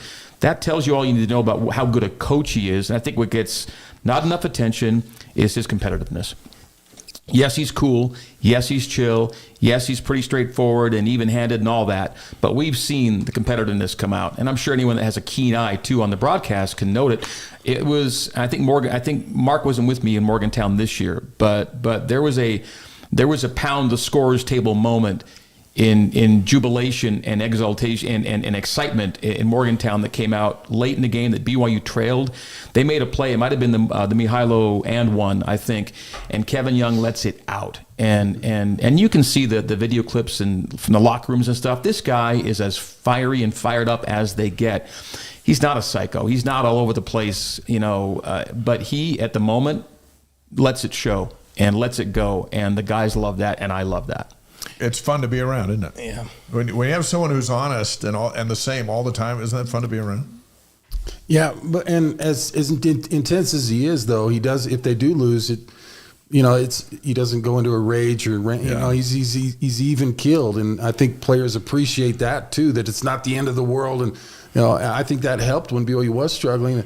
Yeah, we'll figure it out. We'll get it. And but I do love. I mean, you listen to him talk about that first Utah game, and you could tell it just ate at him, and he was ready to go Saturday night and wanted to kind of avenge that one. I think the NBA background, when you play 80 to 100 games a year, you can't lose your mind on every loss because you get a lot of them. That might have helped in some peripheral way as to how you react. And granted, there's a less of a margin for error when you're playing only 30 to 35 games. But I think Mark hits it on the head, really even keeled. And it's not that he's not talkative, because he is, but he's the kind of guy that when he gets his point out and he said what he needs to say, we're moving on to the next question. And it makes for great conversations, too. I always learn a lot with him, and we've really enjoyed our time with him. It seems like that NBA mentality serves itself well even in college. And it's not just in losses, it's in wins. Like, he'll come on the post game with us, and he'll still have some intensity, but then you can just tell he just goes, yeah, but that's now, and we have this game in 2 nights. So it's a real turn-the-page mentality. Whether it's an amazing win, he goes, let's celebrate it, but we got these guys next. Or, yeah, we just got our butts kicked, hated it. We're going to figure out what we did wrong, but we got these guys next. And it seems to keep this team level. Do you think that that's the NBA experience that allows him to kind of just turn the page, win or lose, and move on? Well, I think he kind of understands that a win is a means to an end. He talks about stacking days all the time. It's not, that win wasn't the end. That win was just a step to get us to where we need to be. And so, yeah, we're glad we took that step, but there's a lot of steps moving forward, so it doesn't get too high or too low. And I think that's refreshing for a player. Like I said, when I played, that was everything. I mean, if we lost, I still think about losses to this day because it was just the worst. It's a big deal. But the ability to learn from it and not have that loss be more than just that loss, and it doesn't affect the next game. And I think he's got a great attitude about that. I like that he says stuff. And sometimes you're like, well, you know what? He didn't come through here's what you don't say. He speaks his mind. Like the other night, a couple weeks back, when he said, if we were in the NBA, my whole team would have fouled out tonight. Yeah. And you're like, okay, that's exactly how he feels in that moment. Yeah. I like that he shares it. And it keeps things fresh. 5 Questions is presented by Strategy Square, delivering connection, clarity, and confidence in business and marketing strategies. Owned and operated by a BYU alum who's helping the wise guys all around the world, as you've seen tonight on our live stream. You can reach Chantal at strategysquare.co. All right, tonight, the guys are going to roll out, and we'll have ours too, the top 5 NCAA or NIT wins of all time, including the top 5 that they've called. And we'll discuss that on the eve of the Big 12 tournament, which BYU doesn't have to show up to until Thursday, when they play Thursday morning with these guys on the call on BYU Radio. So Blaine's going to take over. We'll go 5-1.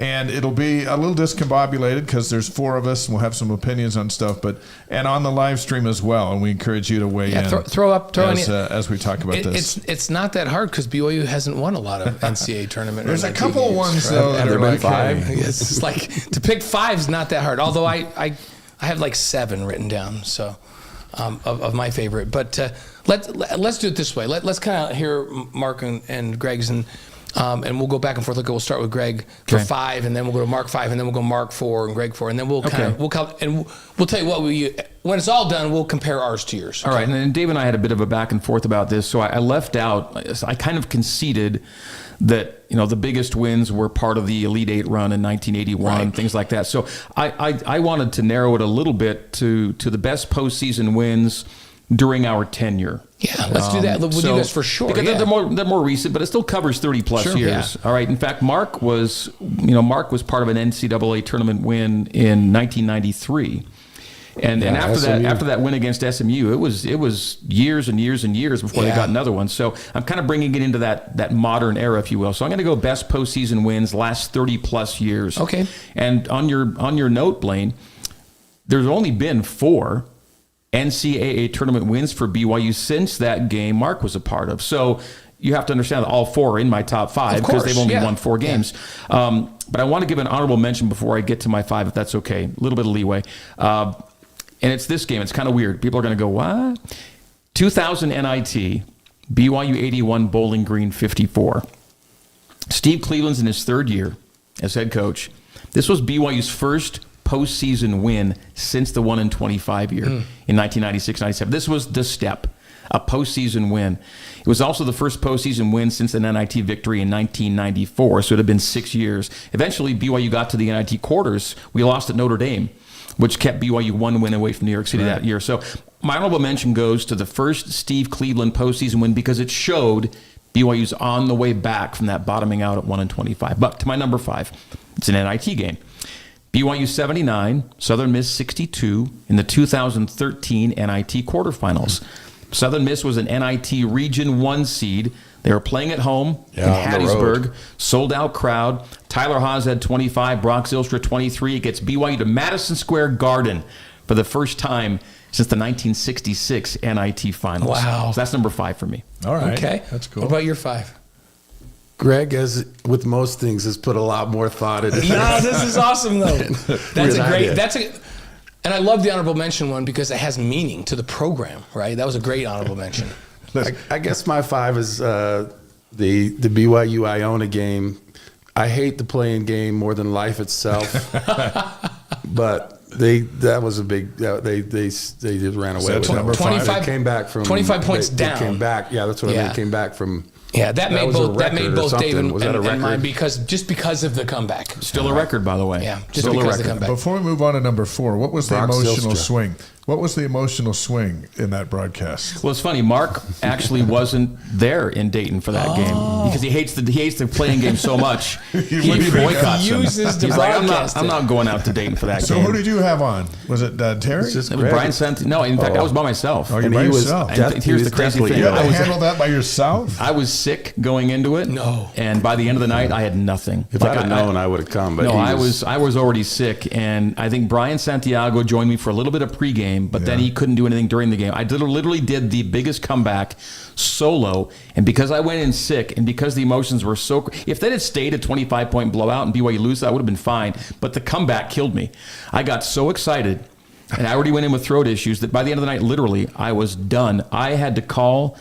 I was after that game. I'm in suburban Dayton. I'm driving to a 24-hour pharmacy at midnight to pick up some prescriptions that a local doctor called in for me to this place in Dayton. I thought I'd have, because I went out to Louisville, which was the next game, but only game. 2 days. I thought I was going to have to call it because he could couldn't not even talk. talk. I reached out to him and I'm whispering over the phone, and he's like, "Oh my gosh!"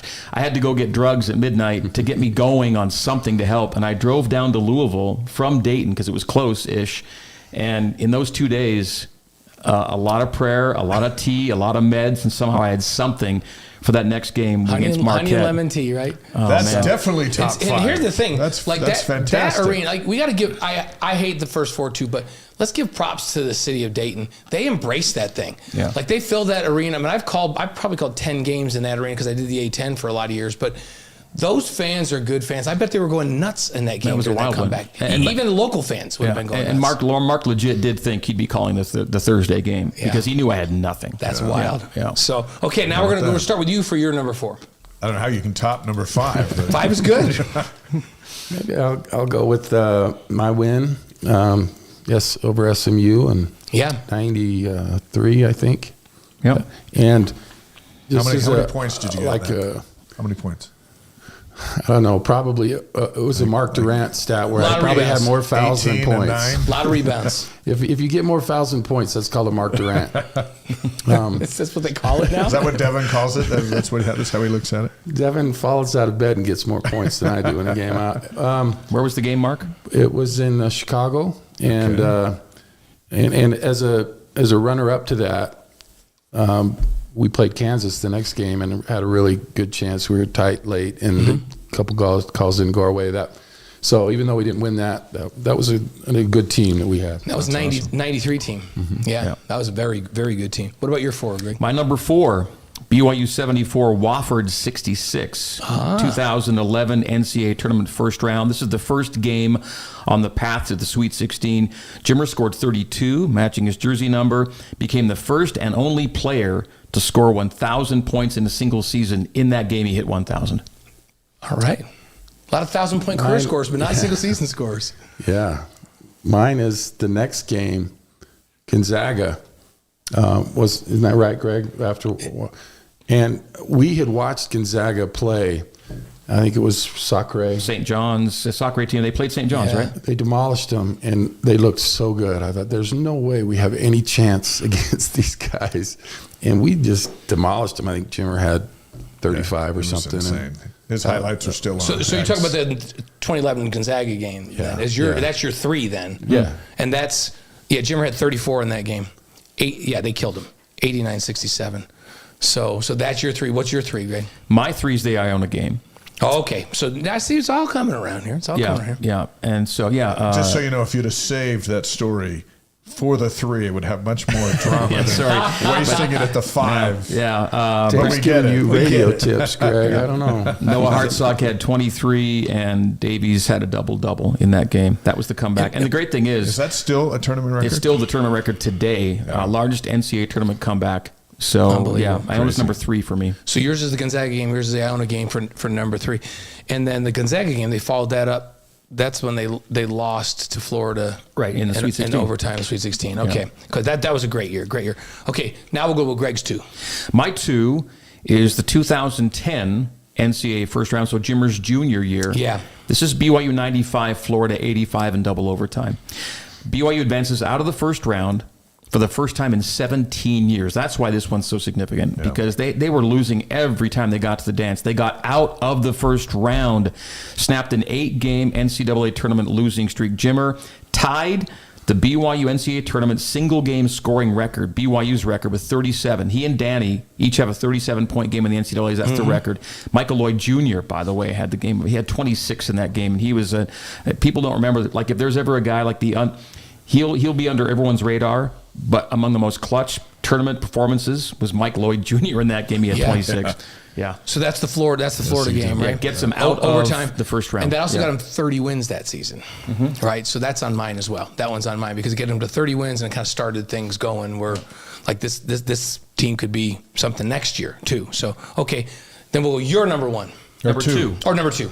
Sorry. Yeah. Well, I like that one, but since Greg mentioned it, and since I didn't exclude that run, the Danny Ainge run, I'm going to go with we didn't exclude it either. Princeton, I think, was they won by 1 right before the Notre Dame game. I think it was a pretty intense game. Was it Princeton, UCLA, Notre Dame? Was that the March? It went Princeton, UCLA, Notre Dame. Yep. Princeton, they beat by 1. Right. It seems like they beat UCLA pretty good. Danny went off in that UCLA game. Yeah, they killed them. And then the Notre Dame game was a 1-point game. Sweet game. And just, you talk about that run. Why did they have to play Ralph Sampson of Virginia? Yeah, well, I was going to say, even though they lost that, that's a pretty big one too. That's probably pretty high on my list, and they were in that game.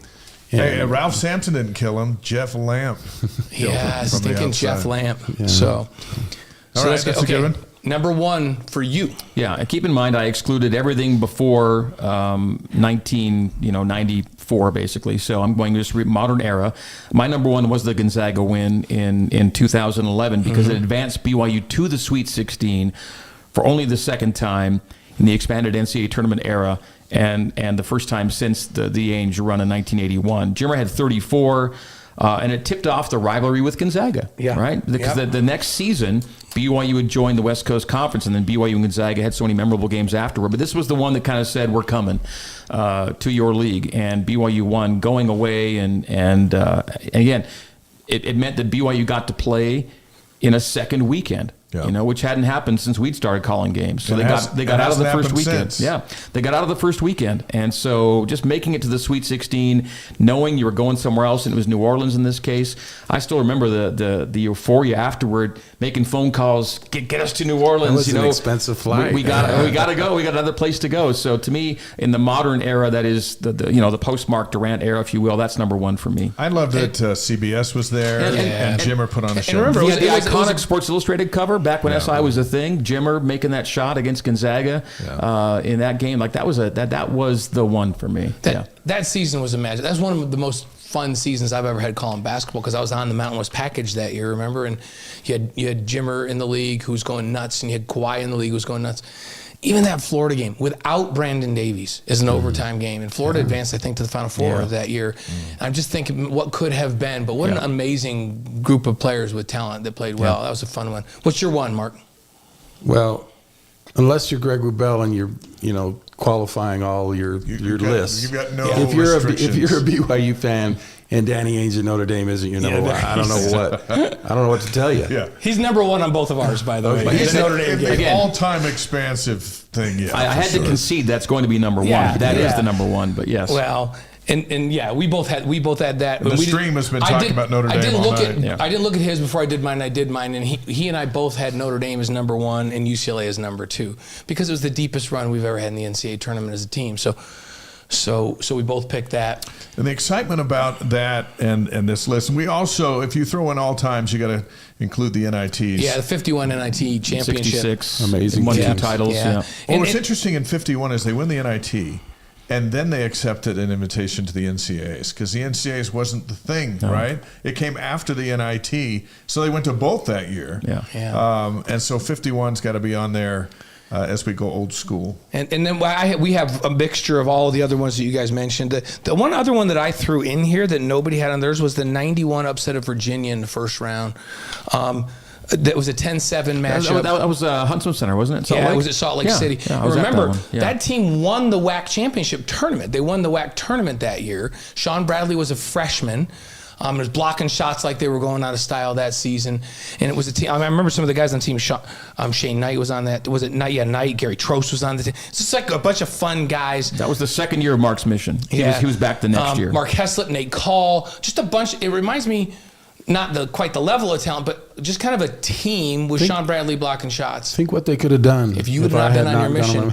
Yeah, a lot of people say that about Devon. Better if Bradley came back another year. One of those two. So it was that 10-7 matchup, and they win that game 61-48. They dominated in that game in 91. It was like, okay, like here we go. BYU in the NCAA tournament. They had to face Arizona, the 2 seed in the second round, so they lost in that one. But that's when I remember watching, and I remember that group of guys. And so I throw that one out there too as an honorable mention for me. One of my favorites though in a loss is when they played LSU and Shaq, and yes, I was very happy to be on my mission in that one. But I say he set a record for the most 14 block shots in a game, and I said I was in Kentucky on my mission, and he still blocked one of my shots. Yeah. So I was at that game. I walked down on the floor during warm-ups, and I walked down past Shaq, and I got as close as I could, and I put my foot by his foot, and I went, I look like I have baby feet. Like I looked like I was a toddler. His feet were they just weren't long. They were as wide as a canoe, and I was like, this is a large human being, and he wasn't even the filled out Shaq at that point, but. Yeah, that was a shot blocking extravaganza between those two guys. That was a fun one. Was that in Boise? The game was in Boise. So. Yeah, I was at that game. That was crazy. Phenomenal stories as we march ahead. So how many days worth of clothing will we be packing as you go full to suitcase. Kansas City? Full suitcase. Yeah, don't jinx full these guys and only right pack through for the weekend. Yeah. I'm packing forever. I'm packing through the weekend. You pack for the finals, you Listen, guys. after Iowa, I'm always going to pack a couple extra days. You don't. In the You never know Midwest, how long the you're gonna be Midwest there. is not your friend in the winter. Well, they say it's going to be 60 degrees when you go back to the Midwest. It's going to be great. We'll see. Hey, Hopefully it's a long stay. We wish you the very We best. love. By the way, I think I speak for. We love that tournament. We've only been there one time. I love Kansas. It's like the NCAA tournament. There's like an undercurrent among. There's like a thought out there that especially the new Big 12 teams, their fans aren't big fans of Kansas. How can you not be a fan of Kansas City and tournament time in that venue with those teams? I hope it stays there forever. I don't need it to rotate. I don't want to go back to Vegas. I'm happy with Kansas City. I love that experience. 1 year, and I'm like, I'm in. Is it because of the barbecue? The food isn't bad there. Hey, and it's good. Let's face it. It's good. It's Ute fans that are saying it should be in Vegas. Well, we don't need to listen to him on this one. I want to be in Kansas City as long as I'm doing this. It's a lot of fun. Yeah. It's a big time feel. If you guys said, like, if you weren't going to pack for the finals, I was going to be mad at both of you. So I'm glad you're packing all the way through. Have to. So. Hey, we wish you the best. I don't doubt this team anymore. I mean, last year, the BYU's not going to make it, but this year, I expect them to win every game. Do you like playing at 12:30 Eastern Time, 11:30 local? Or would you rather be later in the day for Thursday's game, if you could pick? Later. I was always a later guy. Later? Great. Yeah, I think we've done enough of the early games where BYU comes out kind of weird. I'm like, uh-oh. Yeah. But and the fact that the team BYU plays will have had the 11:30 Kansas City game just the day before. They'll have done it once already. So it might take BYU a little while. But then again, these last couple games, 3 games BYU's played, look at the starts. West Virginia, Iowa State, Utah. can you have more sluggish starts than that? And they came back and won and scored big numbers in all games. So I even if they were to get a little slow off the start, I have faith that BYU is going to find a way to get it going. And maybe they'll surprise all of us and just come out guns a-blazing and be again, they'll be rested. The team before will still trying to recover, and maybe they pick up a nick or in the previous game, and then BYU is ready to roll. It's going to be a real fascinating study in that part of it, because BYU's been in this 2-game-a-week grind now for weeks and weeks and weeks, and they didn't have the Tuesday. It's like, ooh, body feels a little fresher going into this one. Yeah, right. It's two things you guys said that give me real confidence. I've been feeling this way. Is BYU's figured out in like 3 games how to win 3 different ways. So it doesn't really matter what style this game is. What's working, what's not working. I have confidence. Yeah. Their ability to just shut down people while they're figuring it out seems unique to me for BYU in recent years. We're struggling a little bit to figure out how we're going to attack this thing, but that doesn't matter because we're just going to get stops, and we're not going to be out of the game because we can't figure out what we're doing. Yeah. So they stay in games, and I believe they can do that in the tournament. And then you guys talked about that Kansas game. One of my favorite things in the Kansas game was the post-game press conference with Bill Self when he said that BYU team playing like that can beat anybody. Yeah. And I mean, he means anybody that night. So let's hope we have a game like that. Let's get Iowa State and then have a game like that against Houston, because they can beat Houston shooting it like that. That'd be fun. It would be fascinating to see just how a second game looks because of how the first one went. Yeah. Yep. Hey, safe travels. Yes, we appreciate you guys coming in. Always fun to hang out with you guys, and this is awesome to have you both in studio together. Thanks for having us on The Feud. This is great. We need a Richard Dawson here, I really think. Be safe back there. We'll be listening to you. Next year when we go down memory lane again, let's include a couple of these coming up. Yeah, that'd be great. Yep. All right. Good. So, Greg Wrubell, Mark Durrant, they'll be on the air 10:30 Mountain Time with a play-by-play an hour earlier than that for the pregame show from Kansas City. What time's pregame show start? 9:30? On Thursday. 9:30 Mountain, 11:30 Eastern. Yeah. 9:30. So is Shep anchoring that, and then Ben Bagley will be in the studio Ben's this gonna week. do this one. Yeah, Okay. Ben's going to have Jason has some baseball duties this week with the Cougars opening up Big 12 play against UCF. Hey, they're playing good. Yep. They're playing good. We'll talk about them in just a little bit. So, but we'll let you guys pack. All right. Go Thanks, pack. guys. Yeah, we Go will. pack up. Thanks, Get guys. ready You're to the go best. for a full go. Thanks, guys. So, Thank see you. ya. Greg Wrubell and Mark Durrant. We'll do our hockey line change back. Yes. And 28 years together. Number 5, they're the Metallica of the broadcast duos, which we established earlier, and went down memory lane with some great discussion. Again, BYU Thursday morning, 10:30 Mountain Time, BYU Radio and ESPN 2 or ESPN. But it's great having them with us. Hey, safe travels, guys. Thank you so much. And we'll see you when you get back. We probably won't see him until after the big dance, so there's a lot No, going you guys got to go to the spring alumni game. They got to go to the spring alumni game. What's that? You guys have to go to the spring alumni game. Oh. Yeah. Well, they're Yeah. going to be. We're gonna have some surprises They're there. going to be in the NCAA tournament. I know. Hopefully, it'll be the NCAA tournament. But Greg, get this: they're gonna leave me mic'd up wireless because I'll call the first half. I'm gonna come down in the second half and play 2 series completely mic'd up. That's awesome. So We need one of those chest cams. The yeah, we're gonna paramedics. see this guy. I made sure that nobody's allowed to rush the passer before I agreed to this nonsense. The paramedics will be standing by. Yes. So.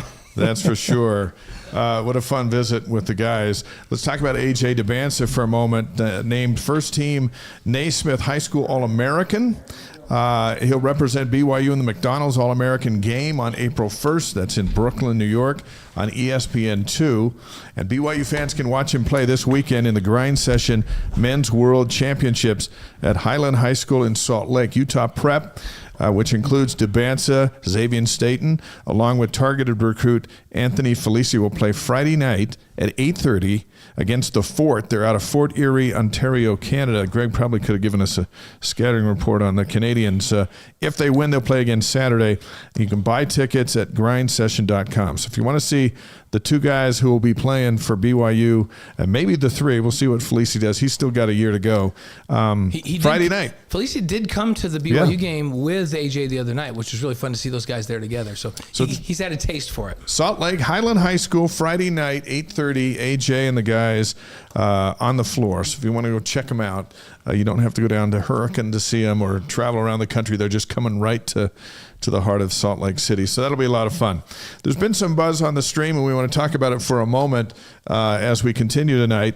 Women's basketball parting ways with head coach Amber Whiting after her teams went 45-41 over 3 seasons, 13-17 this year, 4-14 in the Big 12, knocked out of the first round of the conference tournament. The telling stat was 510 turnovers for the season. And that cost them multiple games. They just could not take care of the basketball. Two things: they couldn't take care of the basketball, and they just have not been able to get big physical players to play up front. This league is just loaded with 6'4" and 6'5" post players that are really physical, and so BYU needs to, as they move forward, they need to shore up that front line and be able to get a little more physical, and they got to be able to take care of the basketball. Talia Goodman of On3Sports.com reporting that Amber's daughter Amari will enter the transfer portal with 2 years of eligibility. They've both been on the show.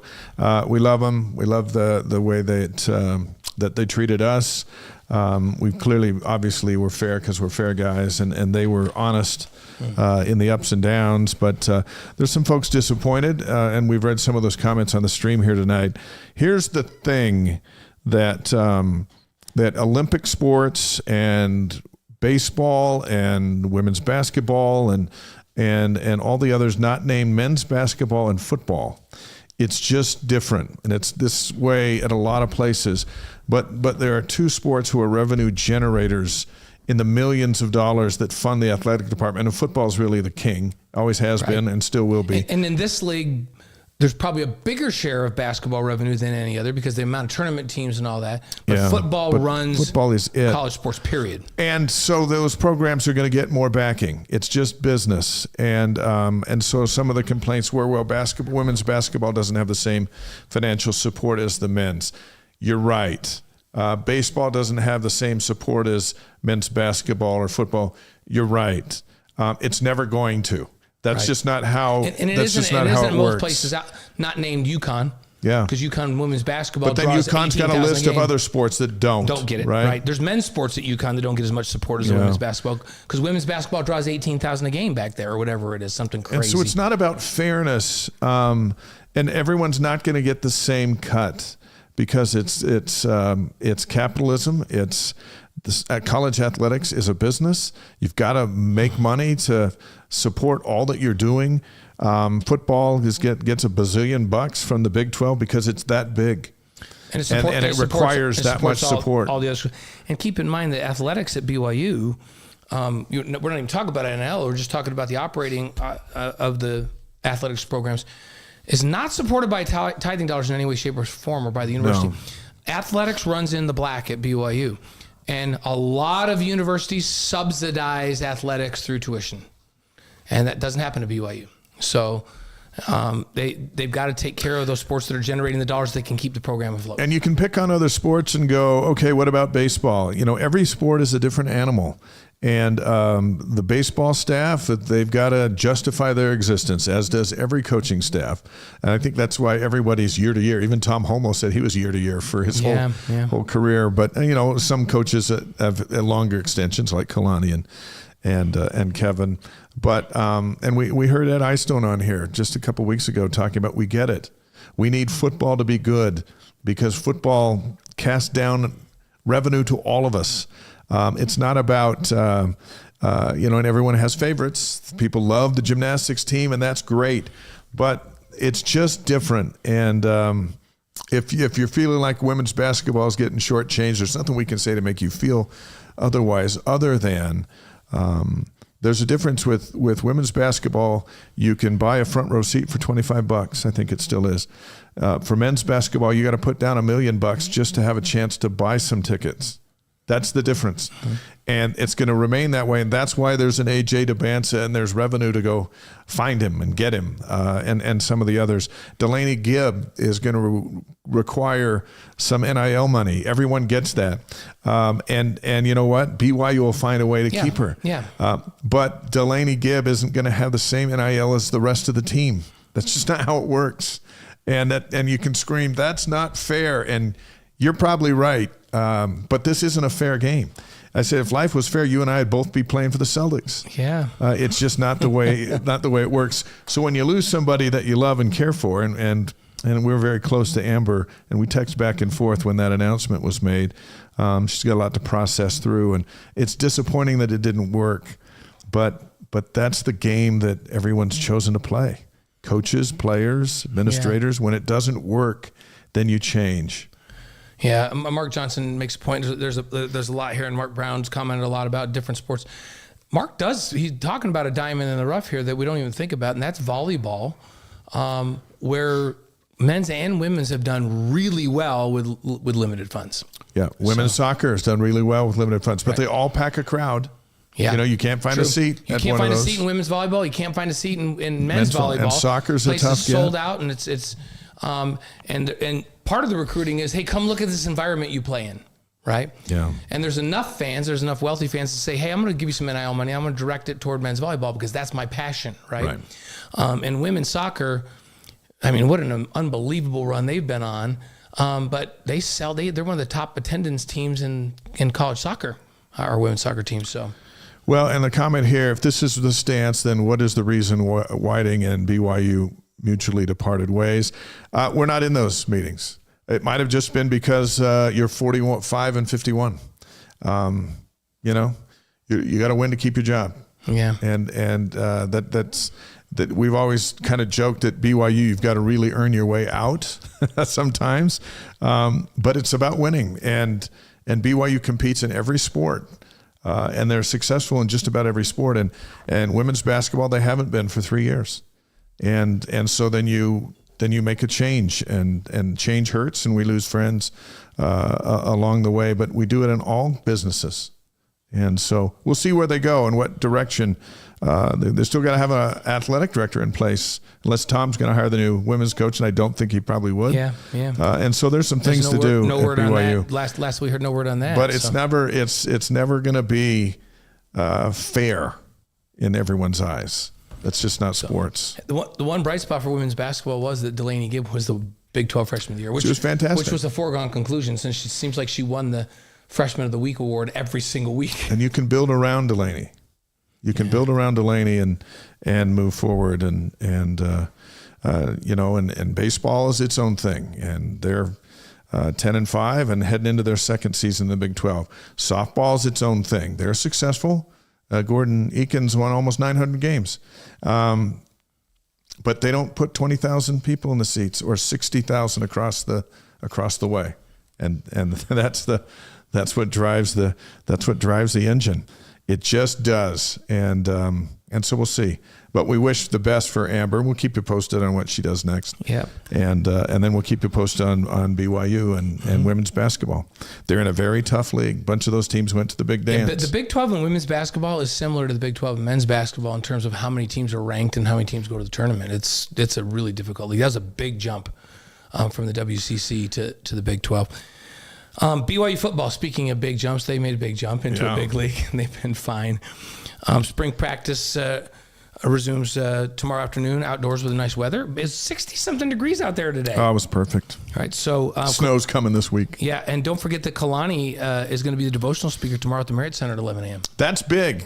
It's just Kalani, and the only other head coach to do it, Lavelle Edwards, as far as football coaches. That's 11 a.m. Mountain Time, and that's on BYU TV. You can watch the devotional every Tuesday, but what a special one tomorrow for Kalani. That'll be good.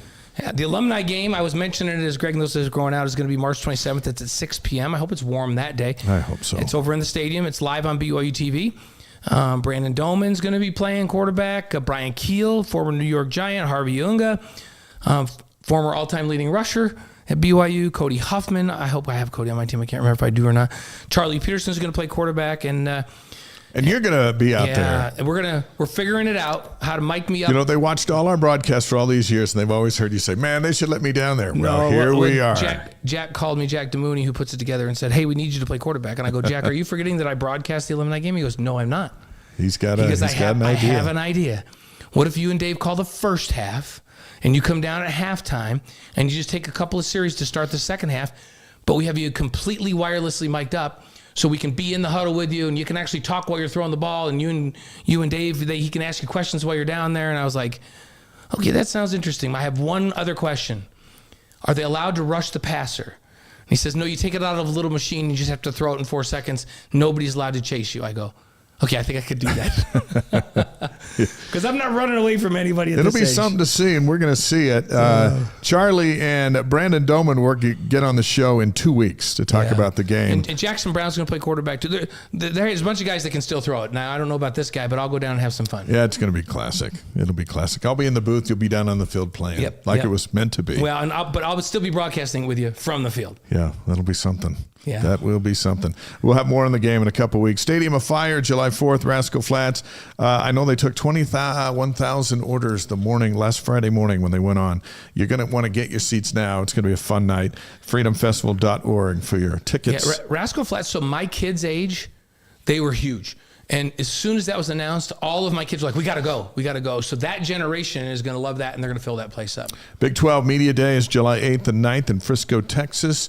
After Further Review debuts July 29th on BYU TV, and the season opener is August 30th against Portland State. By the way, late this afternoon, Zach Wilson, it was announced, has a one-year deal with Miami. $6 million fully guaranteed, could grow to $10 million. So he's going to go play for the Dolphins. And if there's one thing that's a consistent with the Dolphins, it's Tua gets hurt every year. Tua does get hurt every year, and they've got some stud receivers. Yeah. And they got some running backs. And they run they're an kind offense, of a team that's moving this way. And they run an offense that Zach will fit really well into. So I'm really excited for him to maybe have an opportunity. So let's turn the page to men's volleyball. 12-6, 2-2 in the MPSF. National ranking of 6. They stayed at 6, even though they lost to USC, who's the 5th-ranked team.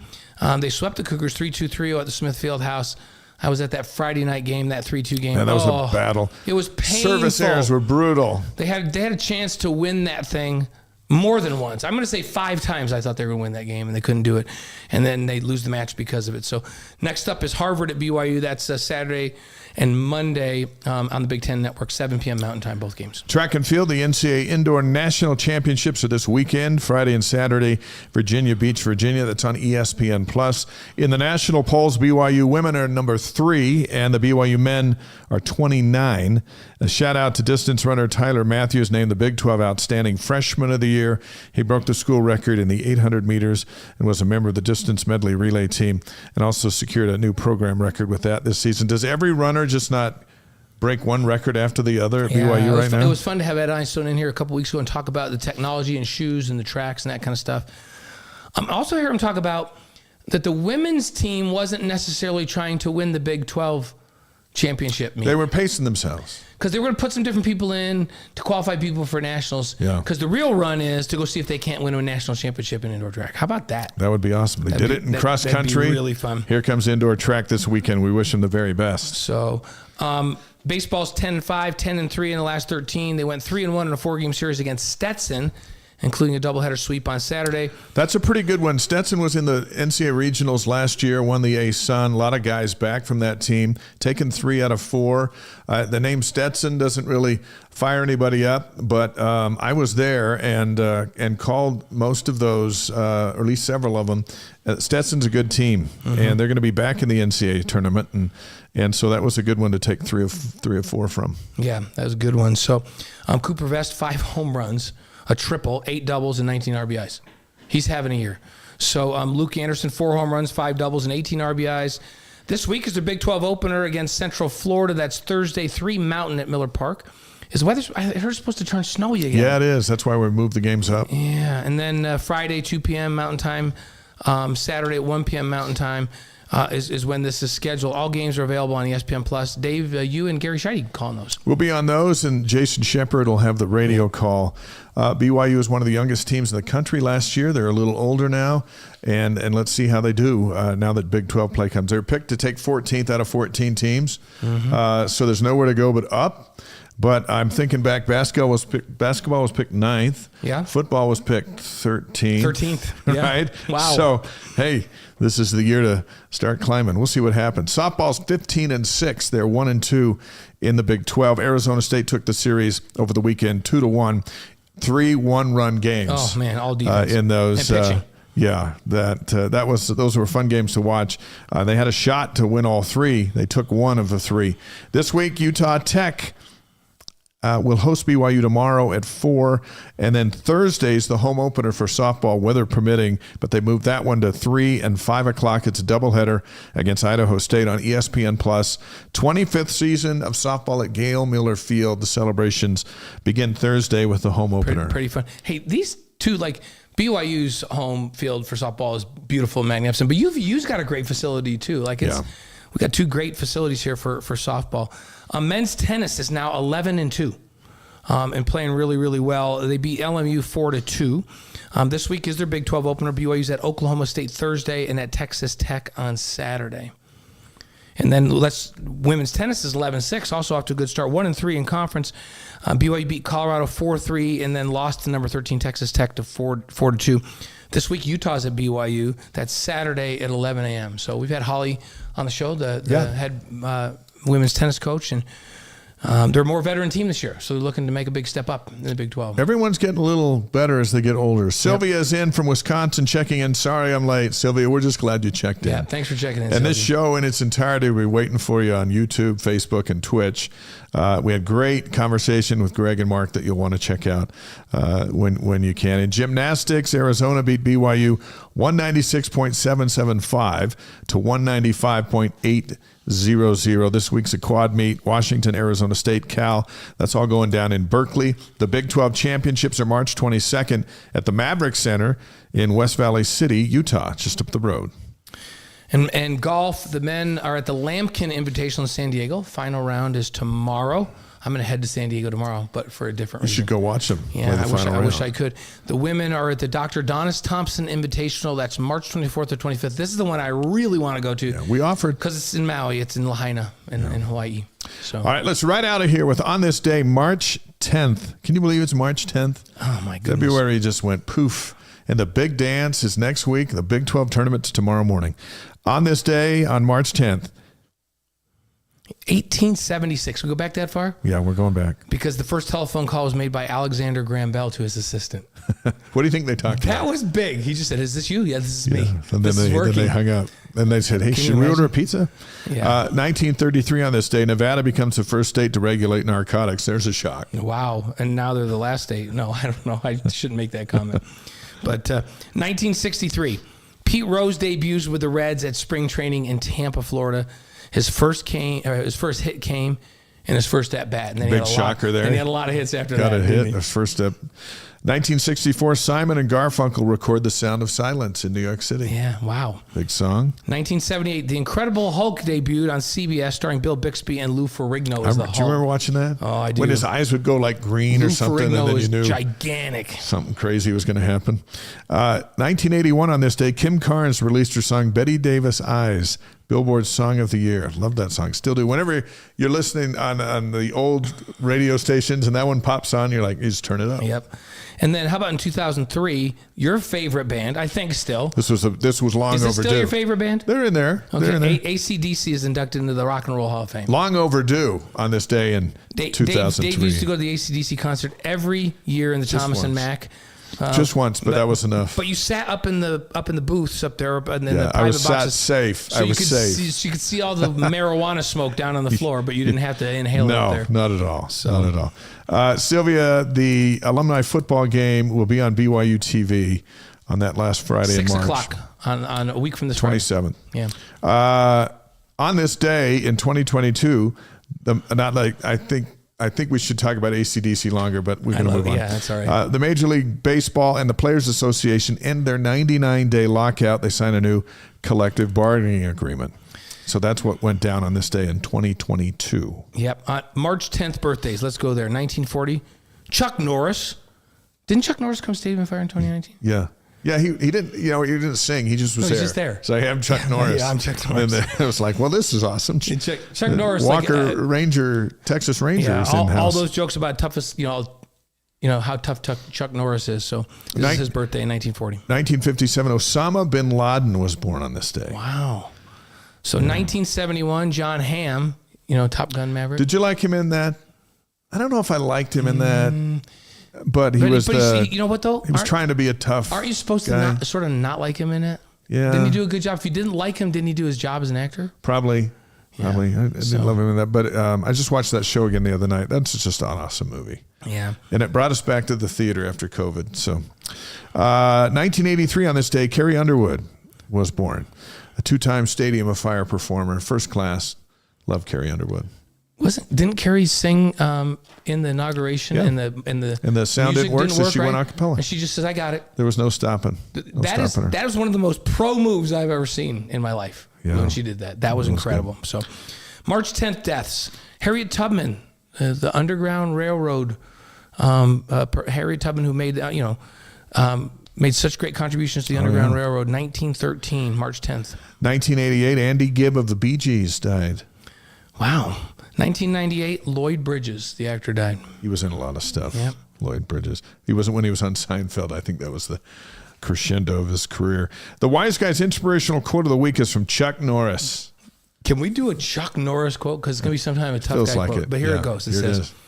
"Men are like steel. When they lose their temper, they lose their worth." That's Chuck Norris right there. Yeah, there you go. Thanks to Greg Wrubell. You want to be tempered steel. Yeah. Mark Durrant. Listen to him this Thursday, 10:30 Mountain Time on BYU Radio as the Cougars play in the quarterfinals of the Big 12 tournament. We're not sure who they'll play, but one of the candidates will be on the floor tomorrow morning. So we'll watch that and take note. Next week, and these are solid, right? Coach Steve Cleveland and Jay Drew from the Deseret News. That'll be fun. Coach Cleve will talk to us about what it's like to coach in the big dance. Yeah. And then Jay Drew, the beat writer for the Deseret News, will get us the latest on the basketball team, and we'll know the matchup and all that stuff on next week's show for the NCAA tournament. And where to find us this week, Dave's, you got BYU baseball Thursday through Saturday, weather permitting, and then Deseret News all week. And for me, you're going to San Diego? Yeah, I wanted to go work the Thursday, looking on Sports Nation like we did last year, where while BYU's playing, right during Sports Nation, we kind of have a live watch party together. But business is taking me away to San Diego, so I can't do it this week. Dang it! So that's where you would have seen me had I not had work. So well, we'll miss you. But next week I'll be right back here with you. Wise Guys is presented by Brady Plus, distributed by the Deseret News. This was an awesome show. The stream has been going all night long, and we love that. The podcast will be out tomorrow, so you can listen to our show again through the week, just in your earbuds as you're at work, and no one will know. And you can check it out again. And please go to YouTube and hit the subscribe button as we build that. Appreciate all of you out there.